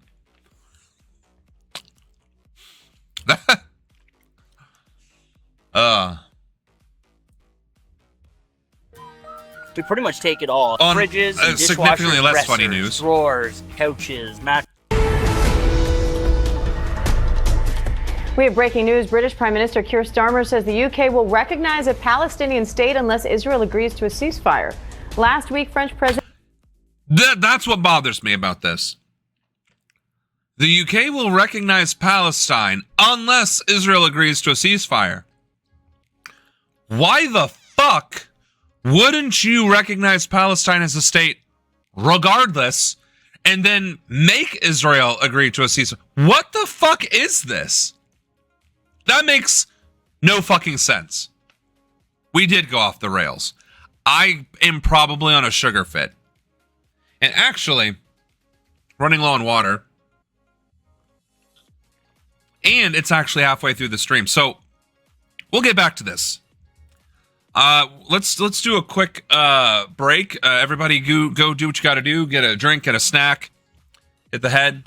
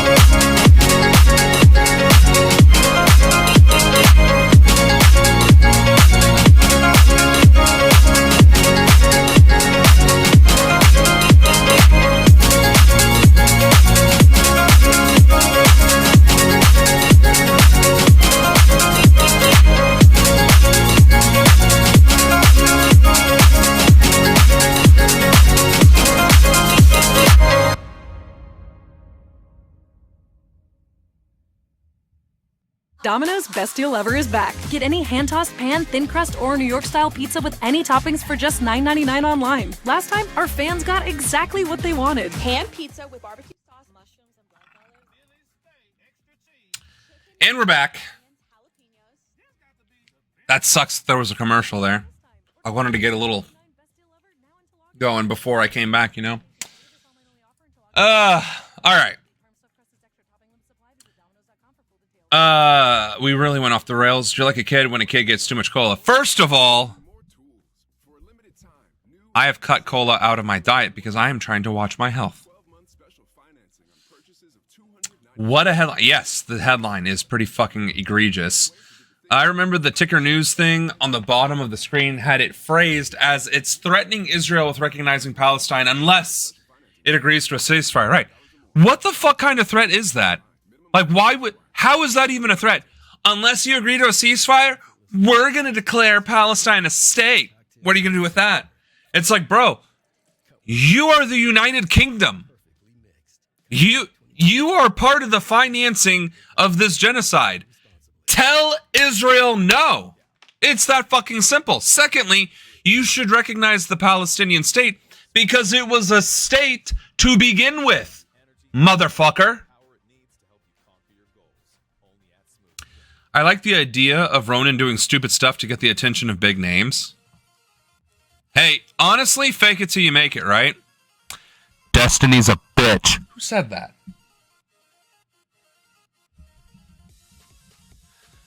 Yeah, I heard Destiny has a small wiener, and that's why he keeps putting really hot chicks on his streams, because otherwise people wouldn't give a shit about him. And honestly, when he was doing that shot caller thing with that OnlyFans actress, and she started getting sexually aroused from it, he should have immediately apologized and said, I'm sorry. I didn't realize that this joke and prank was going to turn into something sexual. Do you consent to doing something sexual? I truly apologize. That was not my intent. But he's too much of a punk-ass fucking bitch to even recognize common decency and courtesy as a human fucking being, and instead thinks he is somebody and he can get away with it because people think he's kind of funny or useful or whatever, and then he gives his hot takes on politics when he knows nothing about it. Oh my god, who said that? What? Oh, wow, that's so weird. Did you hear that?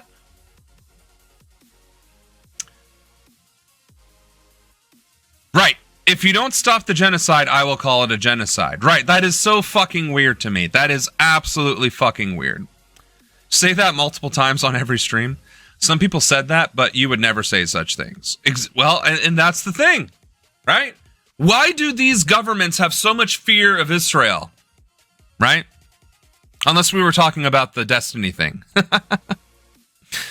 Why does it feel like we're on the Nebuchadnezzar from the Matrix, unplugged from it, and so many others are still plugged in? Because that was the whole point of the movie. The point of the movie was a satire of society.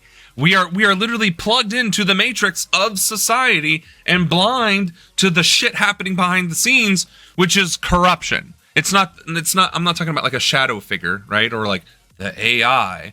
It's literally the corruption.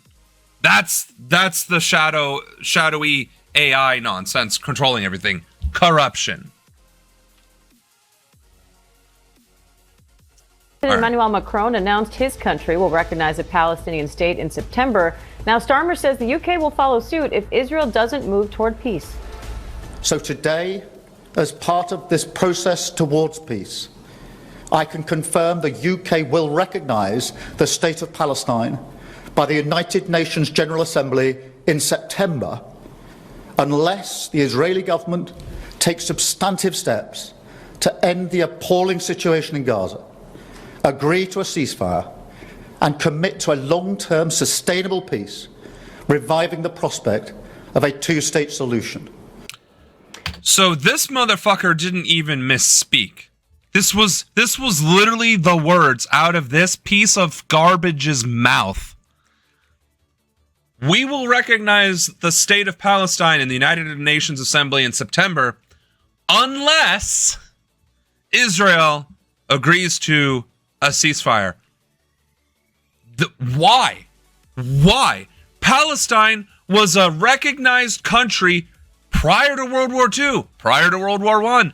I don't know how far back it goes, honestly. You would think I would know that off the top of my head.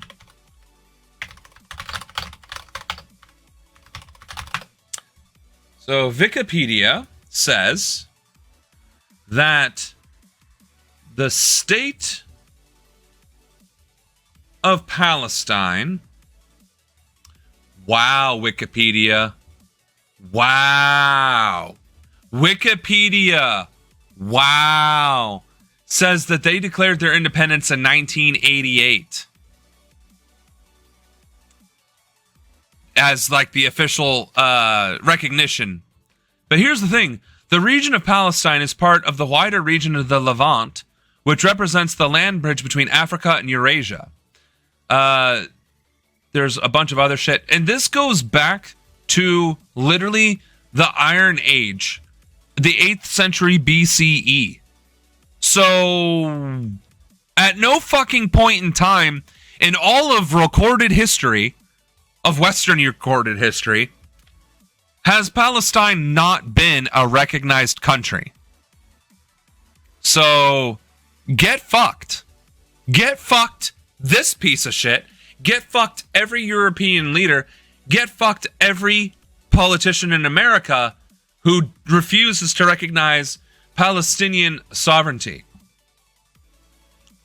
Like, that's fucking insane. The defeat of the Ottoman Empire in World War I resulted in the dismantling of their rule. In 1920, the League of Nations granted Britain the mandate to govern Palestine, leading to the subsequent period of British administration. So, again, post-World War I, European powers said, we're in charge of things. No. No. Palestine has been a fucking recognized country since the Greeks were conquering the fucking world. We'll recognize Palestine unless Israel... My fucking... You weren't even a fucking country until like 500 years ago. Like, okay, 1,500 years ago. You weren't even a country, in a unified country until like 1000 AD, I think. When did England become a unified country? I was almost correct. It was 925 AD. So, realistically, the England, not even the UK, but England has been a country for approximately 1,100 years. And Palestine has been a country for double that. And they have the caucasity to say that they are going to recognize their sovereignty?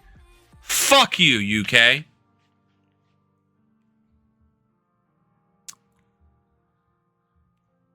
Yeah, how can we cover our ass and ultimately do nothing? Ultimately, I heard William, should he become king, is going to wipe out anything related to what his brother Harry did. Of course.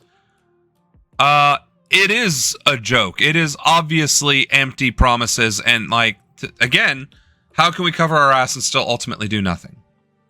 Google Maps needs to recognize Palestine as well. Agreed. Google Maps changed the name of the Gulf of Mexico to Gulf of America because they are cowards. But they only did that for American servers. So yeah, fucking wild. Foreign correspondent Tom Sufi Burridge is here with the latest. Tom, Saudi Arabia and France are sort of working together to try to generate momentum for this support for a Palestinian state. Do you think the increased international pressure on that front could move Israel closer to a ceasefire deal?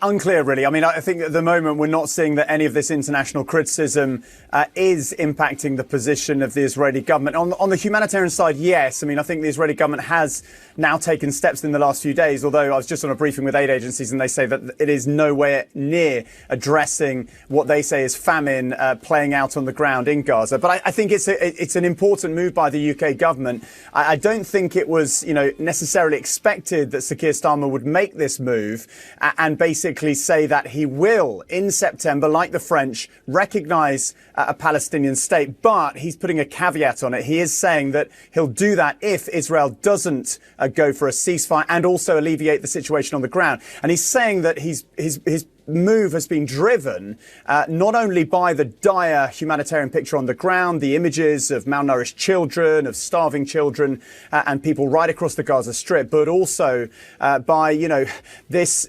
Also, he says he believes that the idea, that the notion of a two-state solution, Israel and Palestine, is at risk of disappearing. And he says those two factors together have driven him to make this move. All right, Tom. All right, I want to point something out here. State, but that crest looks a little bit far too fucking similar to the Hydra symbol. And yes, that is in fact a reference to Marvel. And I'm making it specifically. Did the makers of Hydra, the writers in Marvel, actually use the British House of Commons or whatever the fuck that emblem is? Did they actually use that as a point of reference for their Hydra symbol? Because to me, that is the most accurate depiction of evil that you can see. This piece of shit saying that we will recognize the people that are being genocided unless, and that's the crazy thing, it's an unless. So we won't recognize the sovereignty of these genocided people if you stop genociding them. To me, that there is nothing more evil than that. Well, that's not true. The act of genocide is clearly more evil. But you get what I'm saying? Like, as far as like comic level evil villainy, there's nothing more villainous than that. No, it's obvious. And it's obvious that they just do not care. But there's enough popular dissent that they are like, oh, we're at risk of losing our power. And that's all it ever comes down to. And it wouldn't. And that's the thing. Because if they were real humans, this wouldn't have been a debate for this long regardless. This would have been nipped immediately. Does your garage floor bother you? Tired of your old, cracked... This is Yinon Levi, an Israeli settler sanctioned by the Biden administration for assaulting and intimidating Palestinians, only to be removed from the list when Donald Trump came to office. He remains under EU and UK sanctions. Now, after this angry confrontation with unarmed villagers on Monday, Palestinians are accusing him of murder. Israeli police questioned Levi. He's now under house arrest. By the settlers, by everything. The victim is Auda Hafalin. This interview recorded the day before he was killed. The life here is not a life anymore. Honestly, it's not a life. It's just like you are ready for, like something gonna happen and you don't know it. Auda was a father of three and community leader from Masafa Yatta, a collection of villages south of Hebron in the occupied West Bank. The fact that he can just wield a pistol brazenly and shoot it above people's heads or at the person, because it looked like he killed that person. He shot at them in the first act he did. And that's not even... He's on house arrest. And he's probably not actually charged with anything. And he's not gonna be, because this is the whole point. This isn't okay. This is just not okay. And the thing is, well, this is sad. This is wrong. This is obviously wrong. We did the same thing during Manifest Destiny. The Spanish did the same thing to the ancient Mexica, which are renamed as the Aztecs for convenience. The Spanish Inquisition did this to the entire South American continent. Europe did the same shit to the African continent. The UK did this to India, which is why there are countries called India, Pakistan, and Bangladesh. This shit has been ongoing for a very long time, predominantly through European powers and influence, and by extension, the United States of America. But because we didn't have the internet back then, we don't know how bad it was. We know it was bad because of the obvious end result. We know that it had to have been bad because we were outnumbered like 70-1 when we first got onto this continent. There was an ethnic cleansing of over 180 million indigenous Americans on this continent to be corralled into the reservations that exist today. Hundreds of millions, tens of millions of indigenous people were murdered in order for the modern day circumstances to exist.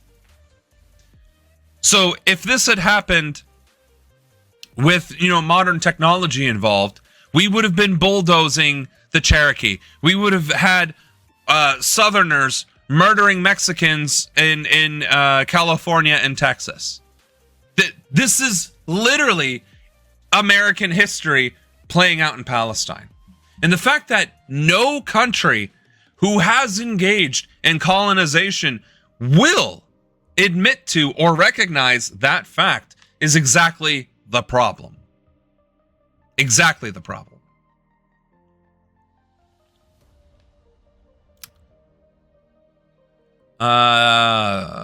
But they'd be recognizing that Palestine is a sovereign country and Israel is an invading force. Why is Macron so anti-Israel? He isn't. It's just politically expedient for him to do so. Macron, kind of. No, you're not the only one.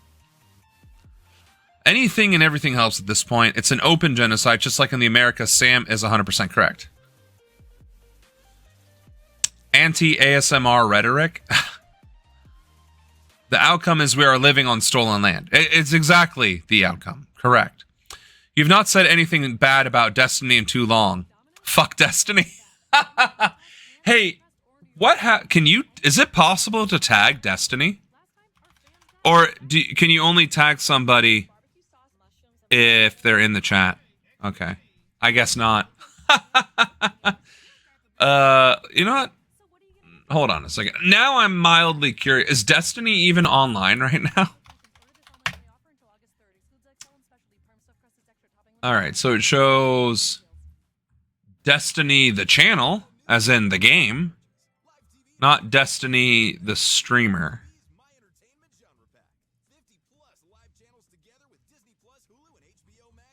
How do you find Destiny the streamer?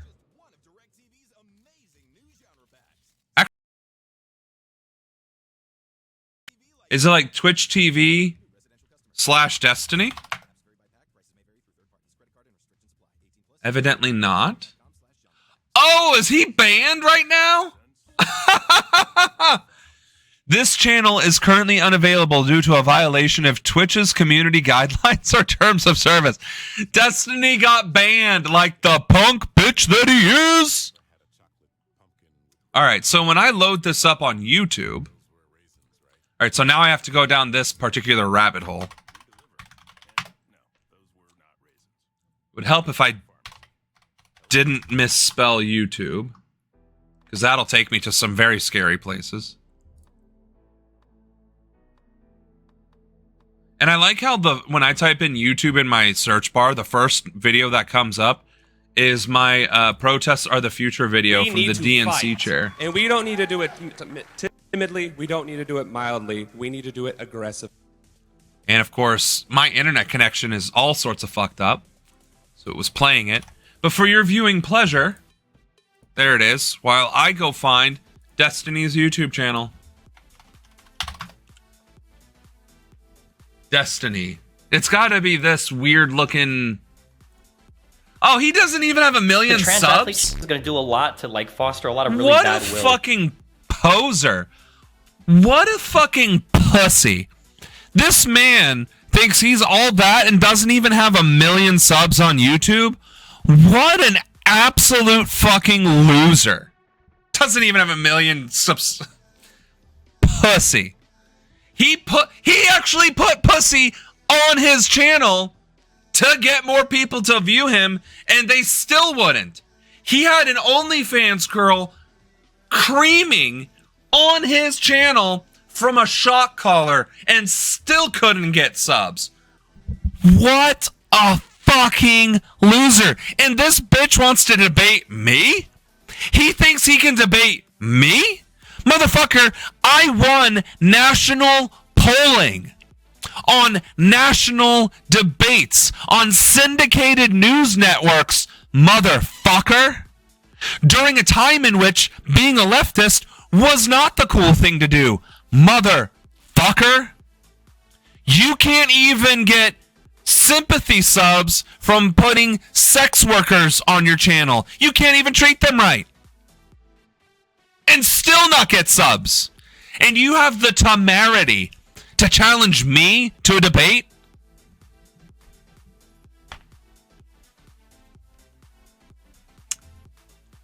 Wow. He streams on YouTube, smoking on that Destiny pack. Hassan versus Ethan, the final debate. Oh, is that why the debate comes up? Oh, Destiny debates MAGA students on campus?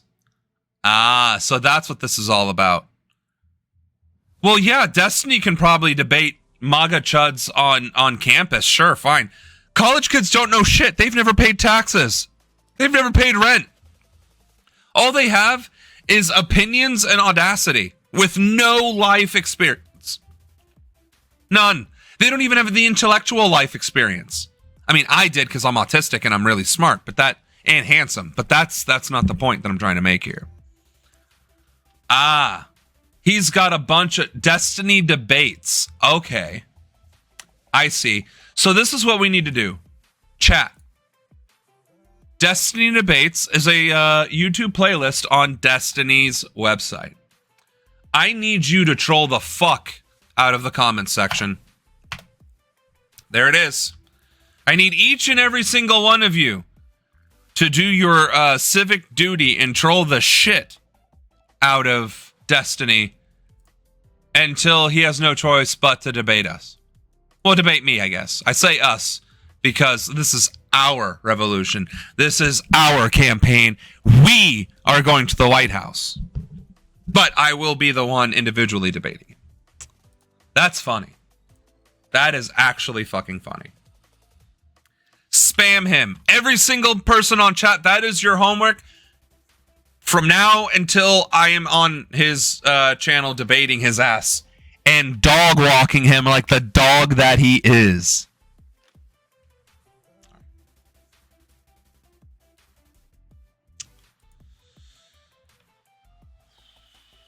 Faces NATO wrath. That's interesting. Oh, it's this kind of video where it doesn't actually talk.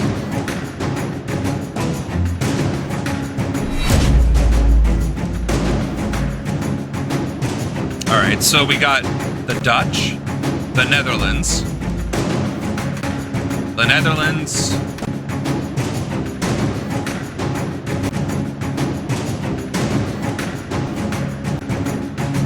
the Dutch. So essentially they're talking about two of the most brazen Israeli leaders being, oh, I don't want to see his fucking face.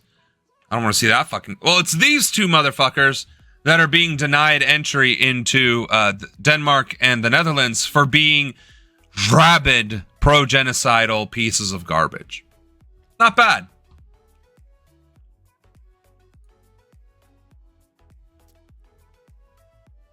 Israel is accused of genocide. See, this is the shit that pisses me off. There is no accusation. There is no allegedly. Israel is conducting genocide. Period. Dot. That is the sentence. This is the sentence right here.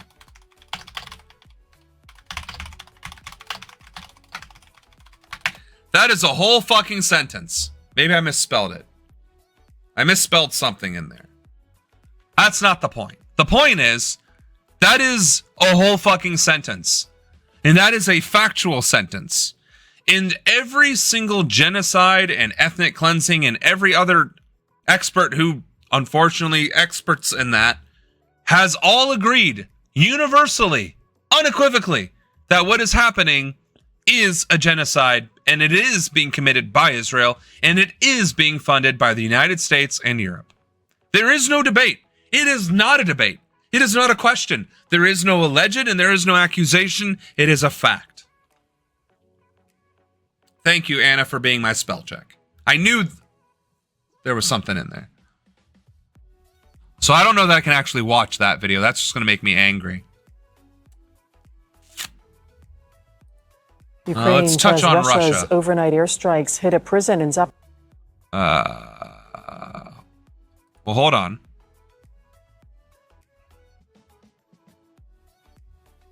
Oh my fucking god. Titled "Every Time Norman Finkelstein Calls Destiny by His Name." Is that the? Yeah, add it to the playlist if you want me to play it. Goober. Zaporizhzhia in the southeast, killing at least 17 people.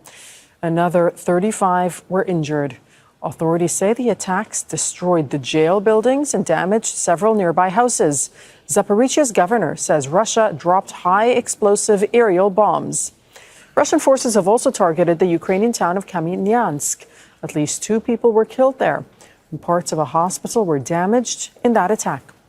Charles Stratford is following developments from Kyiv. Ukraine's Ministry of Justice saying at least 17 people killed and 42 others injured in this strike on a prison in Zaporizhzhia city. The Ukrainians saying that Russian used aerial bombs in this attack. These aerial bombs are repurposed Soviet weaponry that the Ukrainians find very difficult to stop and have caused such devastation right the way across the eastern, the southern fronts, and are being used well inside Ukraine to hit targets well inside Ukraine also. See, I don't like war in general. And again, I there are very little reasons to justify war other than in self-defense, which means that there's an aggressor involved. And in this case, there is Russia. They are the aggressor. But at the same time, Ukraine isn't exactly innocent because of U.S. intervention causing Nazis to rise to power. Also not good. This needs to stop because the whole point is that it was always about natural resources. So, sorry.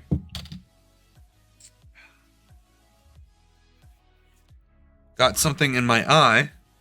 Or maybe my eyes dried out after a while. I don't know. Or it's my bedtime and I'm grandpa. One of the two. But yeah, Russia is also hitting unlawful targets. They hit the hospital. I don't think prisons are lawful targets. Could be the lights. I am light sensitive. But they're also hitting civilian centers. And like, that's not okay. That's just not okay. If you're going to go to war with a country, you attack military bases, bridges, airfields, power plants, not nuclear ones, because that can be really bigly bad. And railroads. Those are your lawful targets. Things that could be used by the military. Prisons, I don't believe, are considered lawful targets because you have civilian prisoners in there as well. So the fact that they targeted a prison at all is a war crime. A lesser war crime, but a war crime nevertheless. So this fucking kills me. And yes, as a veteran, it kills me because I actually know the rules of war, what is considered a lawful target. And this theater is not it. I don't like war except if it's against Destiny. Oh yeah, we're gonna carpet bomb his ass. It's impossible to be verify brutal. this, but there is speculation that the facility may have been targeted as a means of hitting potential recruits. With respect to another attack that happened in the town of Kamyansk, now that is an area northwest of the Dnipropetrovsk regional capital, Dnipro, on the west bank of the river, a very industrialized area there. Reports of at least More war 2 crimes. people killed in those attacks. All right, so I don't want to keep listening to war crimes. I gotta say though, what possessed? I'm sorry, like, it's all fun and games to joke about Destiny and this, that, and the other, whatever, right? But what possessed Greece to follow us and then go into chat and then try and pit us against Destiny? Like, I'm trying to understand, was this an attempt at trying to intimidate me? Destiny has been calling you out. Destiny isn't even on Twitch. And I don't even believe he was live on YouTube either. So, like, first of all. Second of all, was I supposed to be intimidated that Destiny's calling me out? Do you have any idea who the fuck I am? Do you know who I am? This isn't a joke. This is not a joke. I left active duty Air Force, gave up a perfectly good career to go and run for politics, office, right? Go and get involved in politics, run for office. Lost because the Democratic Party was useless. I then, jobless, challenged the entire Democratic establishment infrastructure in their own home and told them to their face that they were fucking stupid. And with my first presence, I actually changed the entire narrative of that forum, debate, process, election cycle, to the point where every single one of the other candidates were beginning to adopt my policies after one time of me being on stage and having 5 minutes of speaking time. What the fuck makes you think I'd be intimidated by a mouth-breathing, basement-dwelling e-sporter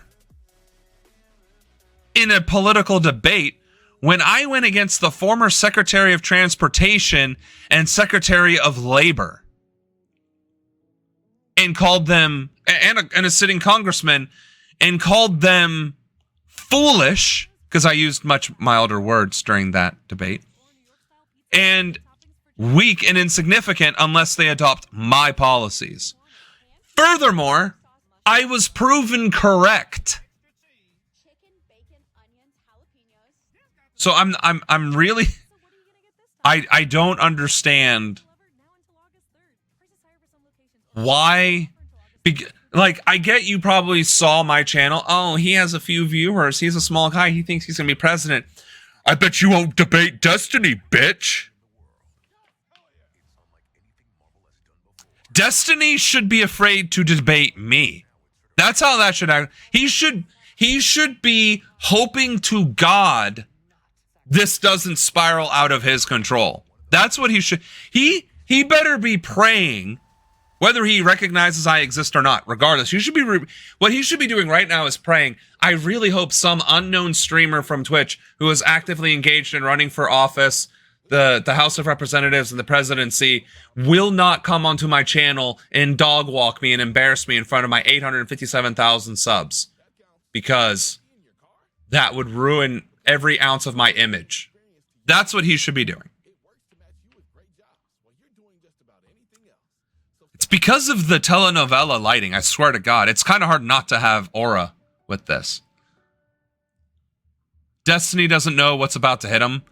I'm as tiny and as vicious as a chihuahua. Destiny, obviously not. Daddy Ronan fears no one. It's true. It is true. I heard Destiny is hooking up with Francesca Albanese. Oh, was that the sex worker? The OnlyFans girl? Francesca Albanese? Oh, wait a minute. Wait a minute. That's my woman, motherfucker. I will gut him. I will gut him like the pathetic fucking dog that he is. I will hunt him down, kick down his unlocked fucking door like the fool he is, and I will destroy him viscerally, emotionally, mentally, and physically.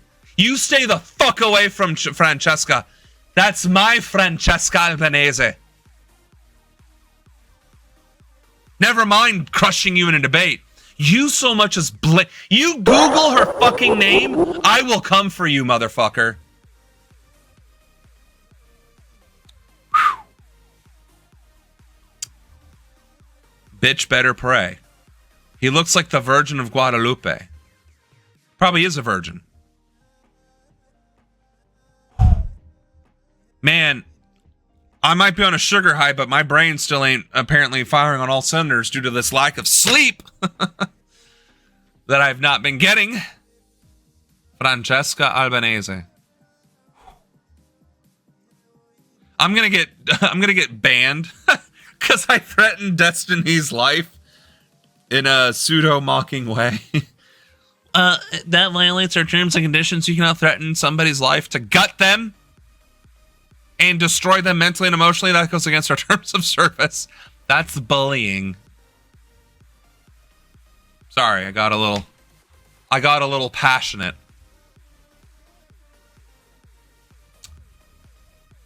Hold on. I have to select another video for that to even show up. Finkelstein. Have you heard the good news? Senator John Husted. Fuck you, John. You're not getting free advertisement on my channel. Your name, please? Stephen Bonnell. Okay. Mr. Bonnell, I'm a lot more literate than you, Mr. Borelli. I'm gonna believe that's not controversial. Mr. Bonnell. Literally, Mr. you Borelli, can Mr. Google Borelli, it. with all Mr. due Finkelsteiner. respect, the problem, Mr. Morelli, is you don't know the English language. With Multiple all due commanders respect, and all these Mr. people Bonnell, signed- to see the misrepresentations that Mr. Bonnell, Let me read it. Mr. Let me read it. Borelli, Let me just Mr. read it out. Borelli, I think want to read one. Let him read. Absolutely not. You're Mr. dead Borelli, wrong. Mr. Borelli, please don't teach me about the English language. Did you read the case? Yeah. It is Mr. a highly Borelli, special intent I'm to be going to convicted ask you of again. genocide. Yes. Please stop displaying your imbecility. Okay, I'm sorry if you think the Declaration of the College is imbecile. Don't put on public display that you're a moron. Display on camera if you're Borelli, putting yours in Mr. books, Borelli, okay? I read the case around 4 times. You know, I thought this looked familiar. Borelli, I thought I did, in fact, see this video before. And I did. This was a year ago. Also, that's insane that there are two sides debating Palestine and Destiny is taking the side of Israel. Is that what I'm understanding? Am I understanding that Destiny was defending Israel? So he's a Zionist. Honestly, true, real talk, not even trying to be extra or whatever the kids say nowadays, skibbity toilet, whatever. It would be unfair for me to debate Destiny. It would be punching down so hard. It would be just as unfair if I debated high schoolers or junior high kids or even college kids. Honestly, even going against the Harvard debate team would be a little bit more fair than going up against Destiny. The entire team, mind you. I'm not talking about just going against one member of the Harvard debate team. I mean, me debating the Harvard debate team is maybe still unfair. Probably still unfair when it comes to policy. Now, I know collegiate.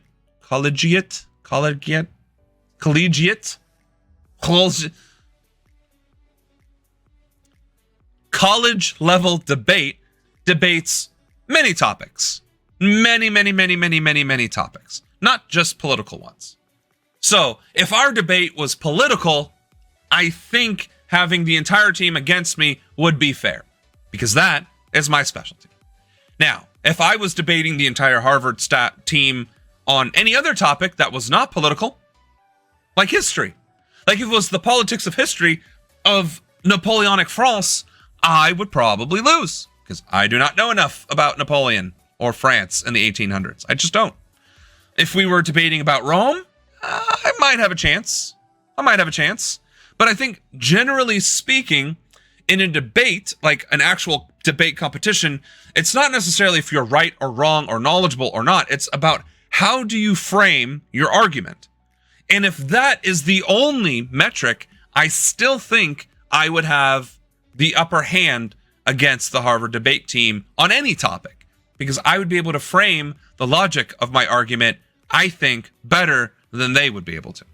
So, and I don't think I'm being arrogant or cocky when I say that. I say that because I did go on a debate stage against heavyweights in the same arena and did mop the floor with them. And it wasn't fair.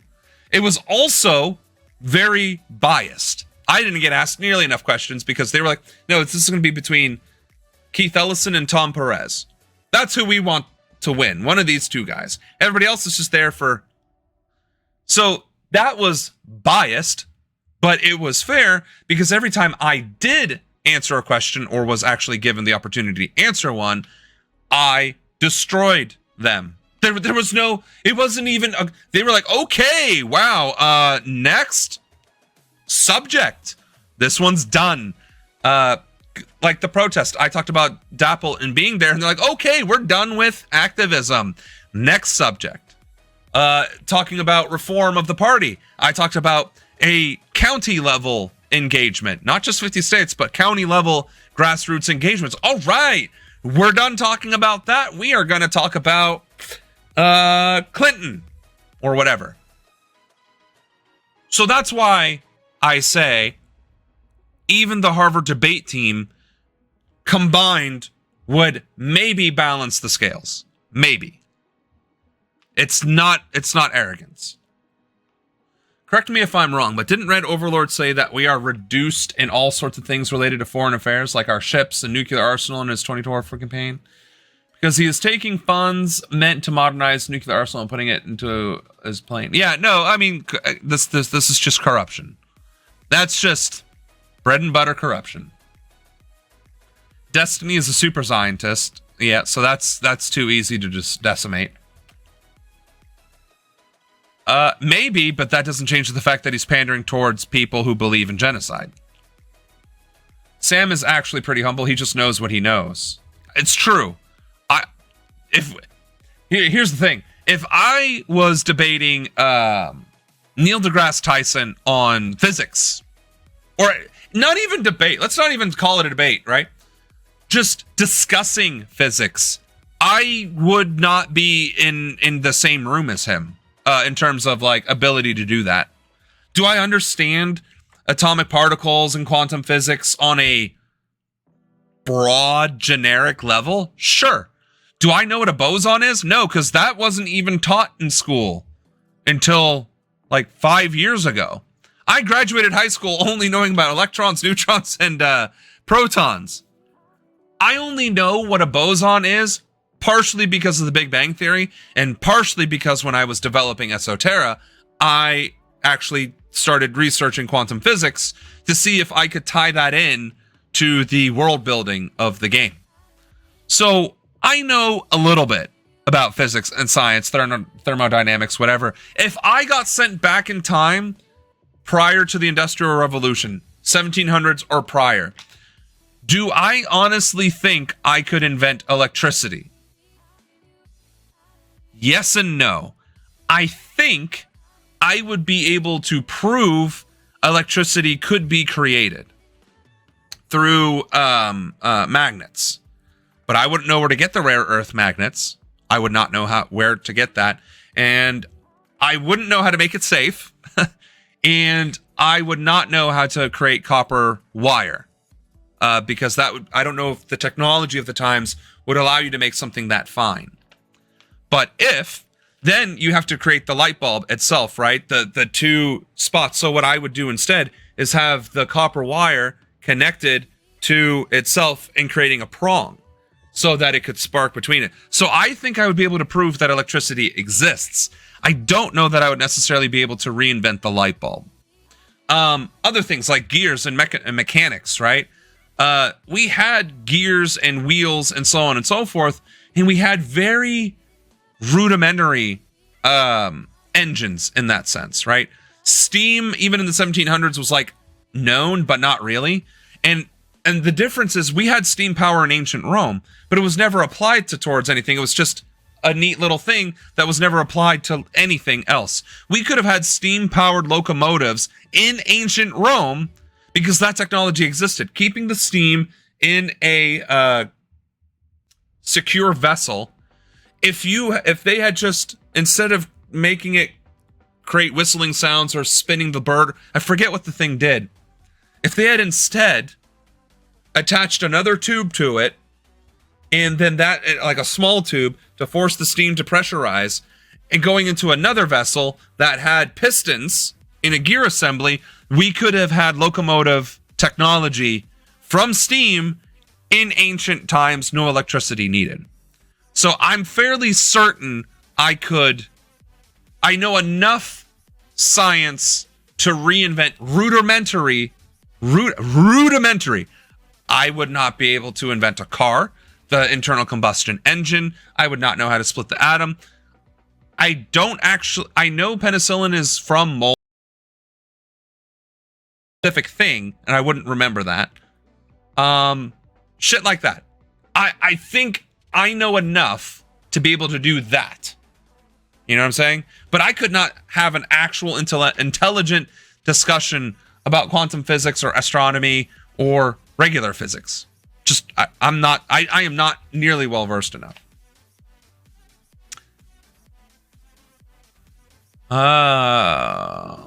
Motherfuckers really think Netanyahu does not know he's doing a genocide.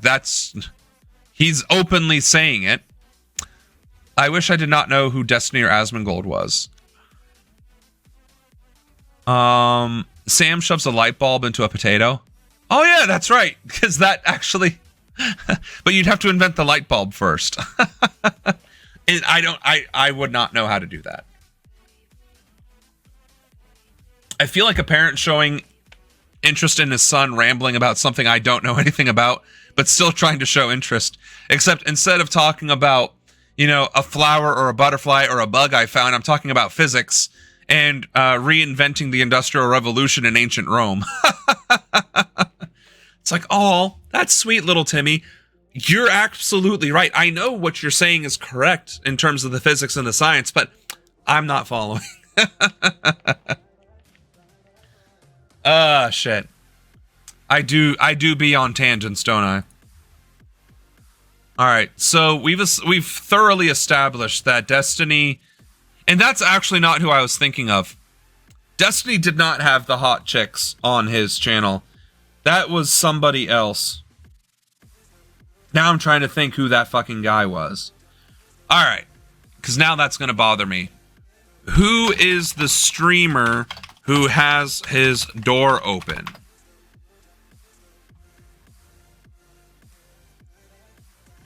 XQC. Really? Aiden Ross. All right, let's see. So XQC. Oh, that's definitely not it. Aiden Ross.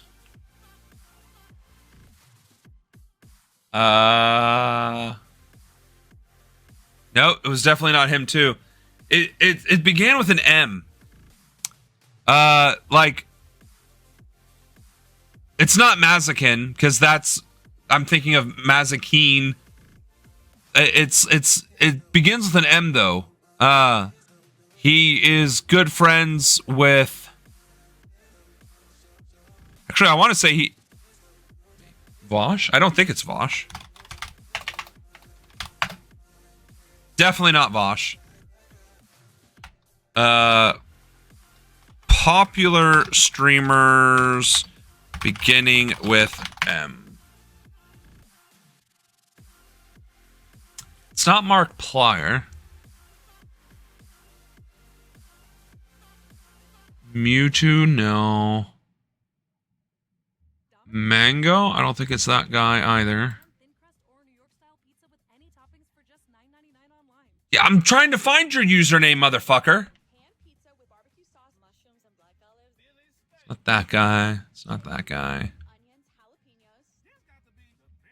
He has a girlfriend. Moist Critical? Mistiff! Mistiff! That's who I'm thinking of. All right. I'm fairly...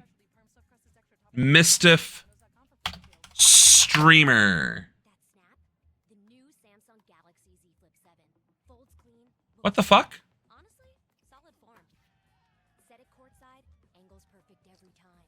I think? Because it only shows Mastiff. What the fuck?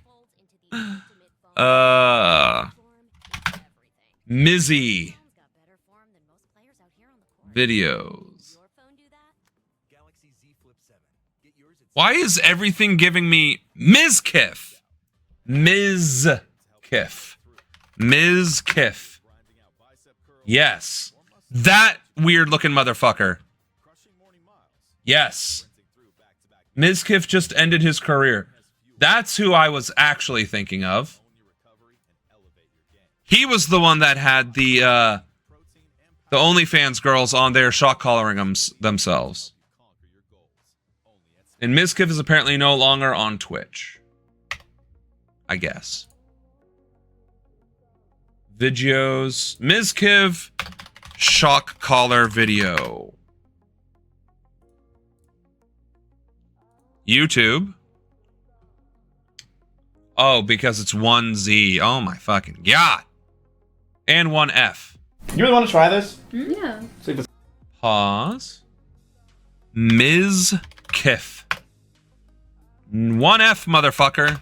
Quit adding the extra one in there.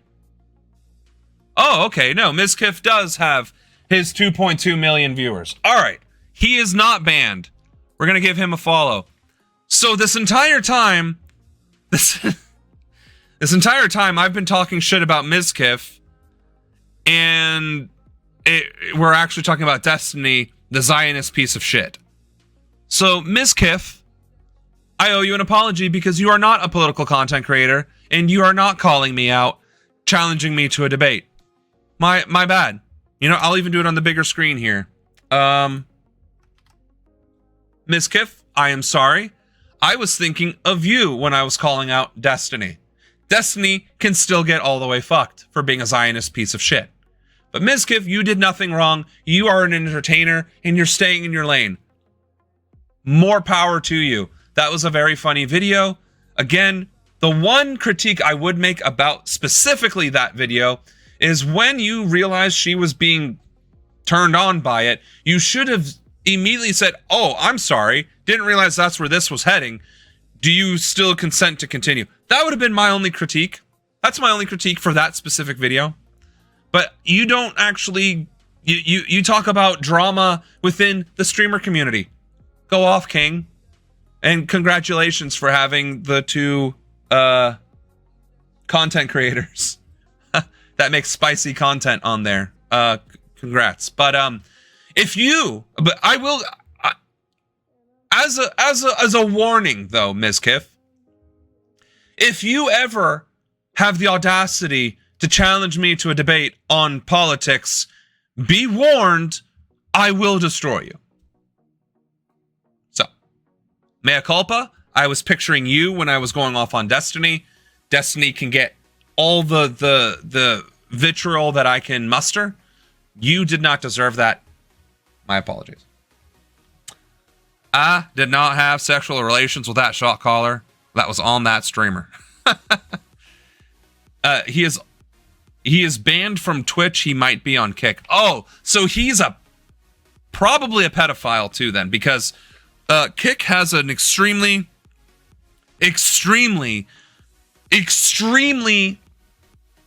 big problem with pedophiles and outright, out and proud Nazis on their platform, which is why I no longer stream on that platform. But not that I really can say that I streamed on multiple platforms, but you get where I'm going with this. Miskiv has been involved, it's one F and one Z, has been involved in several controversies. One major incident involved accusations of covering up an SA, which led to a temporary suspension from OTK and criticism from other streamers. Yeah, see, I don't keep up with the streamer. I mean, he looks the type. I mean, hate to say it.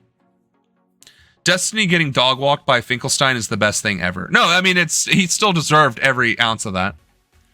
Kick is where degenerates go, but like bad, like not good degenerates, like that really bad degenerate. Like they should be imprisoned degenerates.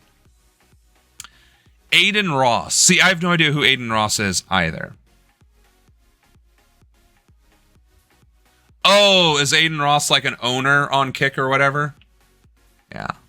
So, anyway, just so you all know the video I'm talking about, I don't know if it's inappropriate per se because we're not going to play it on the channel, but if you want to know what I was talking about, that was the video. But that was Miskiff.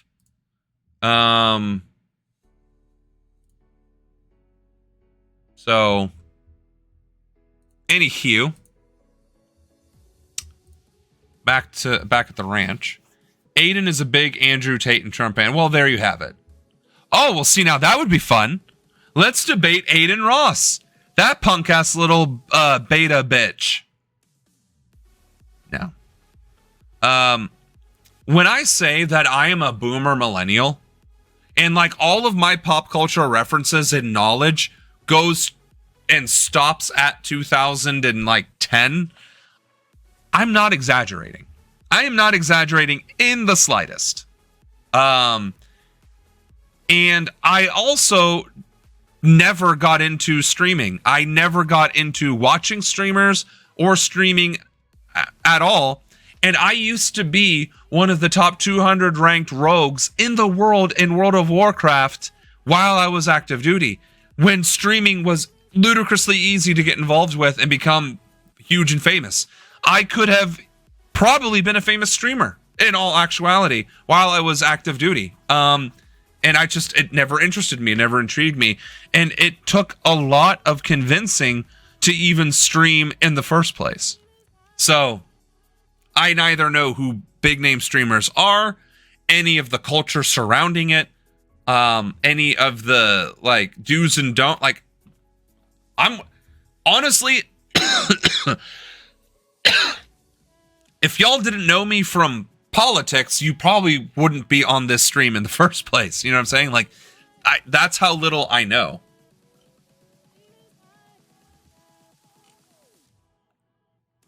That guy has like 2 brain cells. Aiden Ross. Let's see. What does Google say? Aiden Ross. Wow, he looks like a fuckboy. And he's 24 years old, too. He's a social media personality, YouTuber, and streamer known for his gaming content, live streams, and involvement in the NFT and cryptocurrency markets. So he's a fuck boy. Like a fuck, like cover your drinks. Like if you see him walking around, cover your drinks, ladies. He's that kind of a fuck boy. And he plays Grand Theft Auto and NBA 2K like an actual fucking cuck. So, in his education, Woodlake High School. And he is only on Kick. And he's associated with Kai Cenat, Jake Future, iShowSpeed, and Andrew Tate. Which I thought iShowSpeed was a popular streamer that wasn't controversial. I thought let's see. iShowSpeed. Yeah. Isn't this kid like one of the most popular streamers right now? He's only 20 years old. And from Ohio. I guess maybe he is controversial if he's associated with Aiden Ross. I can vaguely remember something in the realm of Aiden saying Hitler was bad but kind of a good leader. Oh. He made a joke of asking a viewer to kill his brother for money or something for watching Hassan. Jesus. Yeah, that guy's piece of shit. I Show Speed, I think, is just out there, right? Ugh, so he's a real beta bitch. Ugh. Well, good thing we're not going to give them any actual platform. Huh. Well, that's unfortunate because guilty by association. Sorry, I Show Speed. I guess you're not worth talking about either. I have now become educated on the shadowy part of streamers. Look upon these lands, Simba, for they are yours. What about that shadowy part over there, Dad? We don't talk about that part. Those are the Badlands, Simba. Never go there. But Aiden is too dumb to be evil. That's not true because Trump is extremely fucking dumb and is also extremely fucking evil. Fucking Pam Bondi doesn't even know how to do her job, is extremely evil. And what's the name of the actual press secretary? That bitch is fucking evil and dumber than a box of rocks. So no, you cannot be too dumb to be evil. Dude, how do I know about all of these streamers and you don't? Caroline Levitt. Yeah. She's dumber than a box of rocks and is evil. Absolutely fucking evil. And then there's Nomi Christy Nome. She is also dumber than a box of rocks and evil. How do you know about all these streamers and I don't? Honestly, that's a great question. And I think you should unpack that because that's really ick.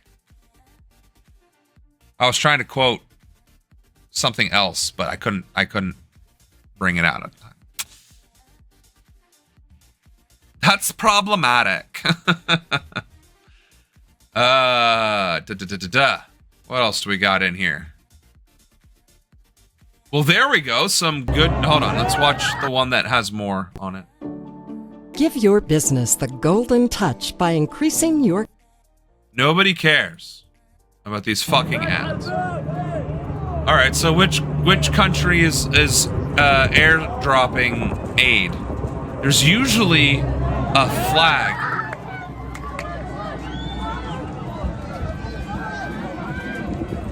Of course, one flyby is not going to be enough.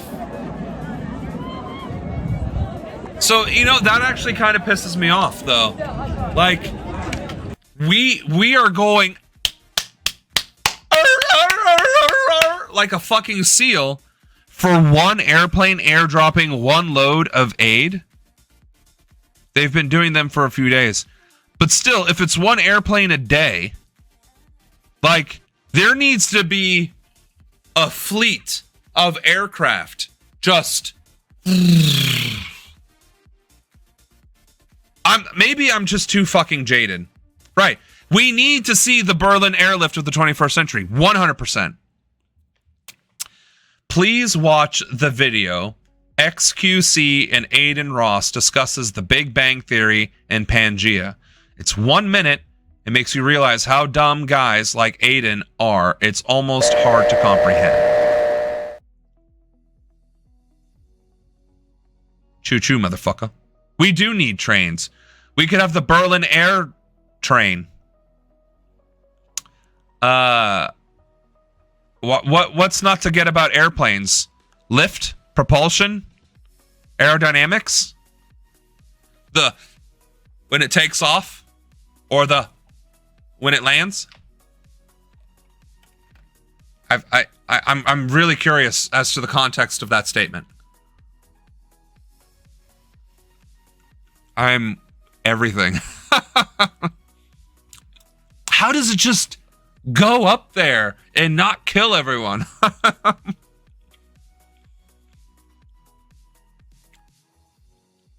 Oh, you know it. I'm going to invent the steam engine using Roman era tools and technology. I may or may not be eating chocolate donuts. I can neither confirm nor deny that is what I am eating. The Train Force one. Oh, you bet your ass. I will be driving that thing as often as you can. Oh, you can't see that. Maybe as time goes on, the stream can be improved where the train passes along the screen. Honestly, I would fucking love that. But everything that I have seen in the alerts section of Twitch doesn't allow you to do any of that. Because you know how cool it would be if I could just reach out of this corner and interact? That would be fucking cool as shit.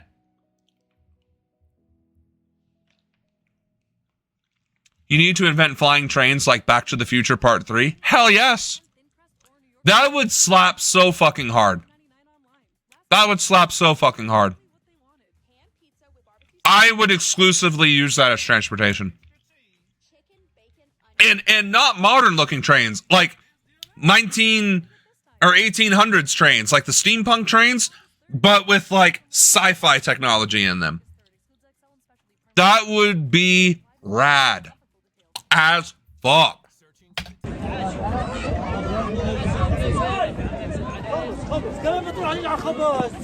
Well, that's a failure of government.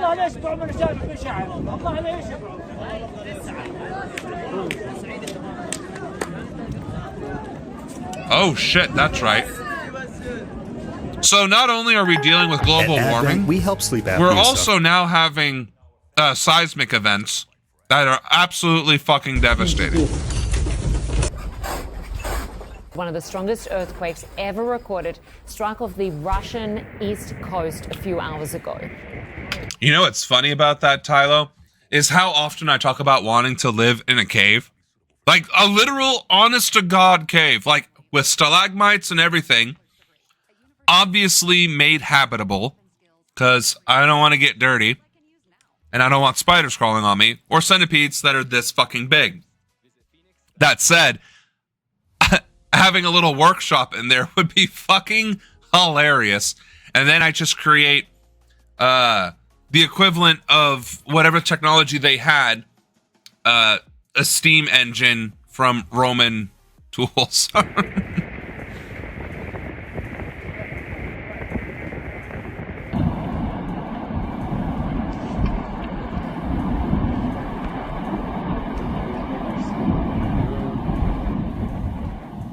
This is the largest earthquake we've had in over a decade worldwide. And it's among the top 10 earthquakes that have been measured by humans in the last century and a half. And so... See, that's not a good thing, by the way. That is really not a good thing. That we are having extreme weather events, extreme seismic events, and volcanic activity erupting... you know, in very scary ways all across the globe. Like, this is not good. You know how, like, God works in mysterious ways? God might be like, you know what? I tried telling you to not do genocide and racism and all this other shit, right? And you keep doing it. I tried to tell you to stop doing the war and the poverty and all this, and you keep fucking doing it. So you know what, motherfuckers? I also told you to not melt the polar ice caps, and you still won't fucking stop. So you know what? Worst winter in recorded history. One of the hottest summers in recorded history. No, actually, the hottest global temperatures in recorded history. Oh, that's not enough to calm you motherfuckers down? Great. Volcanic activity near all of the countries that are acting like fuckers. Oh, that's still not enough for you? Great. How about an earthquake, you fucking cunts? One of the biggest ones since you guys have been able to measure them. And a tsunami to go. Keep testing me, motherfuckers. I feel like if there is a God, and he is paying attention to the planet of Earth, in the grand scheme of the cosmos, he is like, keep fucking around. Don't think I will not throw an asteroid at you, motherfuckers. I did it to the dinosaurs. I will do it to you. Do I know a lot about trains or just a casual fan? Honestly, my obsession with trains is literally for the memes. I do like high-speed rail on principle. As a policy person, high-speed rail can revolutionize our society and our industry. But am I obsessed? No. And I also know very little about trains. Other than that they can move a lot of goods at once. And that some of them go really fucking fast. I am a train poser. What happens is that close by the earthquake on the coastline of Kamchatka. Listen, I love going fast. So, high-speed rail. Listen, I like cars too. I don't know shit about a car. I know that they go fast and I can drive them fast. Am I a fake car guy? Well, I guess actually yes, that would be the very definition of a I'm basically a passenger princess for fast-moving vehicles. The tsunami was probably quite enormous and damaging, but the coastline itself is very sparsely populated. Oh, I have a terrible fucking posture, and I need to work on that. 150,000 people is actually in a harbor that's somewhat protected from that. But when the wave that's set up there, again, this earthquake basically moves the seafloor upward by roughly a meter, a few feet, something like that. And that leads to a bulge of water that starts traveling across the ocean. I'm not laughing at the news. I'm laughing at what he just said. And I'm sorry for betraying your trust like that. Tsunami alerts in force for millions throughout the Pacific region. The tsunami threat triggered by a massive 8.8 magnitude quake that struck Russia's Far East hours ago. Honestly, 8.8, I think the highest recording, wasn't it a 10? Like, or is that the biggest? Like, what was the strongest earthquake recorded? A 9.5, because I think 10 is the limit. What is the limit of the Richter scale? Oh, so there isn't a theoretical upper limit. Oh. So what is the Richter scale? Because I believe the Richter scale determines the strength of an earthquake, but it compares it to, like, the destruction of an atomic weapon. So, is a measure of the strength of earthquakes developed by Richter and Benno Gutenberg, which he called the magnitude scale, which was later revised and renamed the local magnitude scale. It is logarithmic. It's magnitudinal, meaning a level 1 versus a level 2. A level 2 is 10 times stronger than a level 1. But causes damage, major damage, near total destruction. I thought there was a thing that a research in Japan found that a magnitude earthquake was theoretically possible if a combined 3,000 kilometers of faults ruptured together and moved by 60 meters. Okay, so it's based on the ground movement. That's their comparison. Okay. So, 10 centimeters. Moving like... Okay, so it's not quite that, but obviously moving this much from the center of the Earth out is a massive amount of energy. I thought it was a measure of joules, which goes to show how much I know. Thus, a difference in a magnitude of 1 is equivalent to a... Oh, okay. Oh, there is... the math. All right. The energy release of an earthquake, which closely correlates to its destructive power, scales with 3/2 power of the shaking amplitude. Thus, a difference in magnitude of 1 is equivalent to a factor of 31.6 in the energy released. A difference in magnitude of 2 is equivalent to a factor of 1,000 in the energy released. The elastic energy radiated is best derived from an integration of the radiated spectrum, but an estimate can be based on the MB because most energy is carried by the high frequency waves. That's interesting. Obviously has nothing to do with what we talk about in our channel. Sorry.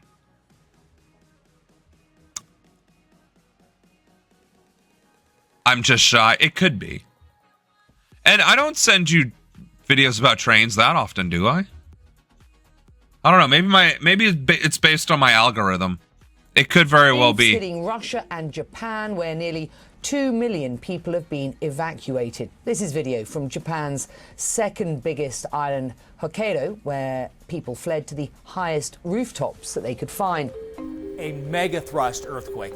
That is true. Subduction zone. That's fair. The tectonic plate is going under another. Oh, I see what it is. Because whenever I see articles about the latest Chinese or Japanese high-speed rail, I do immediately share that. You're right. And part of the surface of the ocean is thrust up. Think of a continental plate being thrust up, and it's the push of water from down below that creates the tsunami. There's a lot of energy being pushed out. Now, if you are standing on a boat in the middle of the Pacific Ocean, you might not even notice. We are getting some pretty remarkable images from where this earthquake struck, when it first struck, off the far east coast of Russia. At the time this happened, doctors in a cancer center were performing a surgery and had to basically hold the patient, as you see there, hold on to the equipment in the operating room as well as steady themselves. Bruh. That has to be the scariest shit ever. Imagine you have cut somebody open. They are open. And then an earthquake happens. There are any number of things that are not good. That is probably in the top 10.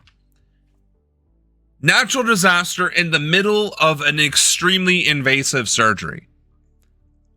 That's not great at all. Being burned alive and trapped in a submersible that was created for billionaires using a PlayStation controller, that's stupidity, but that's still less than ideal. In the middle of surgery for cancer during an earthquake. No, sir. That is fucking crazy. Just an indication of how dramatic this was.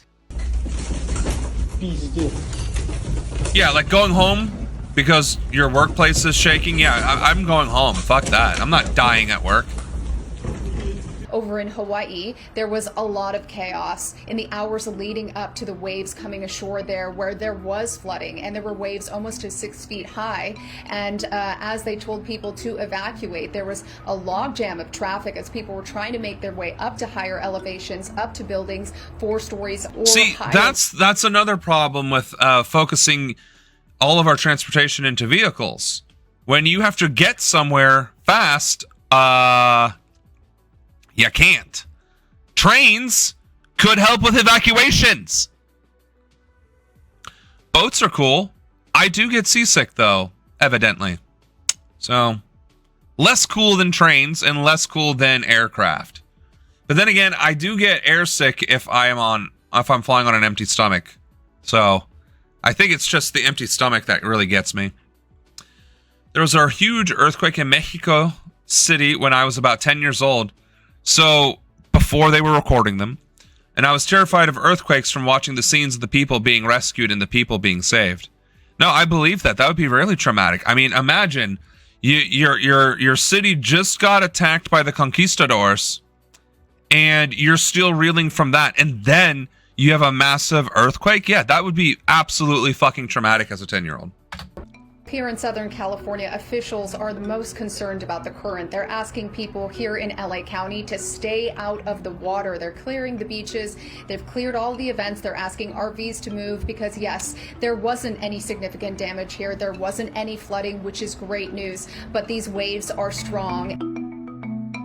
I want to take you to Russia. And there's the volcano. Where a volcano in this general proximity of this earthquake zone is now erupting. We've seen images of lava oozing from the side of the volcano. Authorities have reported explosions. In fact, there are some tourists in the area who've said they want to stay to watch the eruption. The Jennifer Lopez South Park voice. I wasn't even trying to do a voice. Struck this far.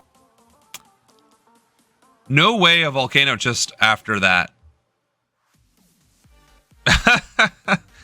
Yeah, I guess so. You're on that ESPN, bro. All right. So we're going to listen to 51 seconds. Trying to exploit your revolution? Are you? We're going to get 47 seconds of Che Guevara. Every day shipping arms to other Latin American countries? Are you bringing revolutionaries from other countries to Cuba, training them, sending them home?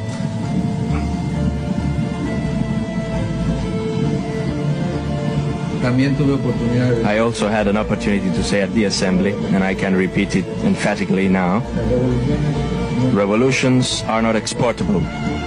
Revolutions are created by oppressive conditions which Latin American countries exercise against their peoples. And there comes rebellion. And afterwards, new Cubas will emerge. We are not the ones who create revolutions. It's the imperialist system and its allies, internal allies, the ones who... Your parents didn't have the same First of all, car. how fucking dare you go straight to a fucking commercial? How dare you? Second of all, are you in? Mans said nothing wrong. Mans said, I ain't doing shit, motherfucker. Y'all are. I can't cause a revolution in any country. But you know who can? The imperialist scum who oppress their citizens. That's how you get a revolution. And lo and behold, what's happening here in America? Our government is oppressing our country horrifically, starting with Latinos, but also focusing on anyone who doesn't agree with this administration. There is only one inevitability that comes from this: me becoming president. Whether it is from the electoral process, which remains to be seen if we even have elections, or Che Guevara style, remains to be seen. But if it's the Che Guevara style, the only people that they will be able to blame when their heads are being fitted for the haircut they're gonna get, or the neckties that they'll be wearing in their final moments, they will only be able to blame themselves. Because the Constitution is pretty fucking clear about the rights granted to the American people, to citizens, and people in general, when it comes to a tyrannical and oppressive regime. So, y'all can do it the easy way or the hard way. And it feels like they have elected to do the hard way. The drag of the cigar, that is perfect. And honestly, he doesn't have that long a hair in that video, so what? We just need to get a better fit for my beret. I think that's all we got to do.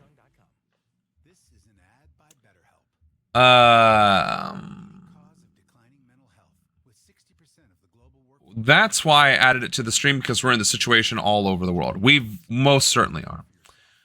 What is my opinion on Iceland? Well, I don't know what's going on in Iceland. Got to give me some context. Iceland, a beautiful country in Europe that gets the Aurora Borealis and has no standing military and one of the happiest populations. Fucking Iceland's great! I have no idea what's going on with Iceland. So you're going to have to expand upon that point. Yeah, actually, I have found out that although I don't like being cold, I like being hot significantly less, because you can always put on more layers and be comfortable, but you can only strip down to nakedness and still be uncomfortable in the hot. You can't take off your skin, right? So I would rather be in a cold climate than a warm one. Gotta call it an early night, 5 minutes early. Yeah, no, we can wrap it up. Good night. Thank you for joining us. We're actually going to wrap it up anyway, so suffice to say, the global politics, the global news continues to be dominated by Israeli genocide against Palestinians and every other country in the world doing nothing to stop it, or very little. Sure, we're doing some airlifts now, but unless it turns into the Berlin airlift, it's kind of pointless, in my opinion. And again, doing the bare minimum to seem like they're covering their ass, and that's not okay. Like, do a Berlin airlift, and if Israel tries to send fighter planes after the cargo jets, then have your own fighter jets escorting them and shoot them fucking down. Like, this is not fucking rocket science. The UK Prime Minister or whatever is a fucking cuck. Destiny's a cuck. The French Prime Minister is a cuck. And we basically need to get on top of it. Like, we really do. So it seems that there is some small progress being made in terms of public opinion, which is great, but it needs to happen very, very quickly. Very quickly. So on that note, tomorrow will be Recap Thursday, where unfortunately I'm sure there's going to be more Israeli war crimes to discuss, but also more shenanigans from this administration. And due to popular demand, we might actually start discussing streamers, I guess. And then we'll head out. So I guess we'll ruin a few brain cells. What the fuck is Pangria? Like, that sounds like some World of Warcraft thing. World of Warcraft thing. It's where islands, like the whole world, was an island that got split into continents. The whole world, or see, this isn't watchable because of whatever the fuck editing this was. So, no, we're not watching this.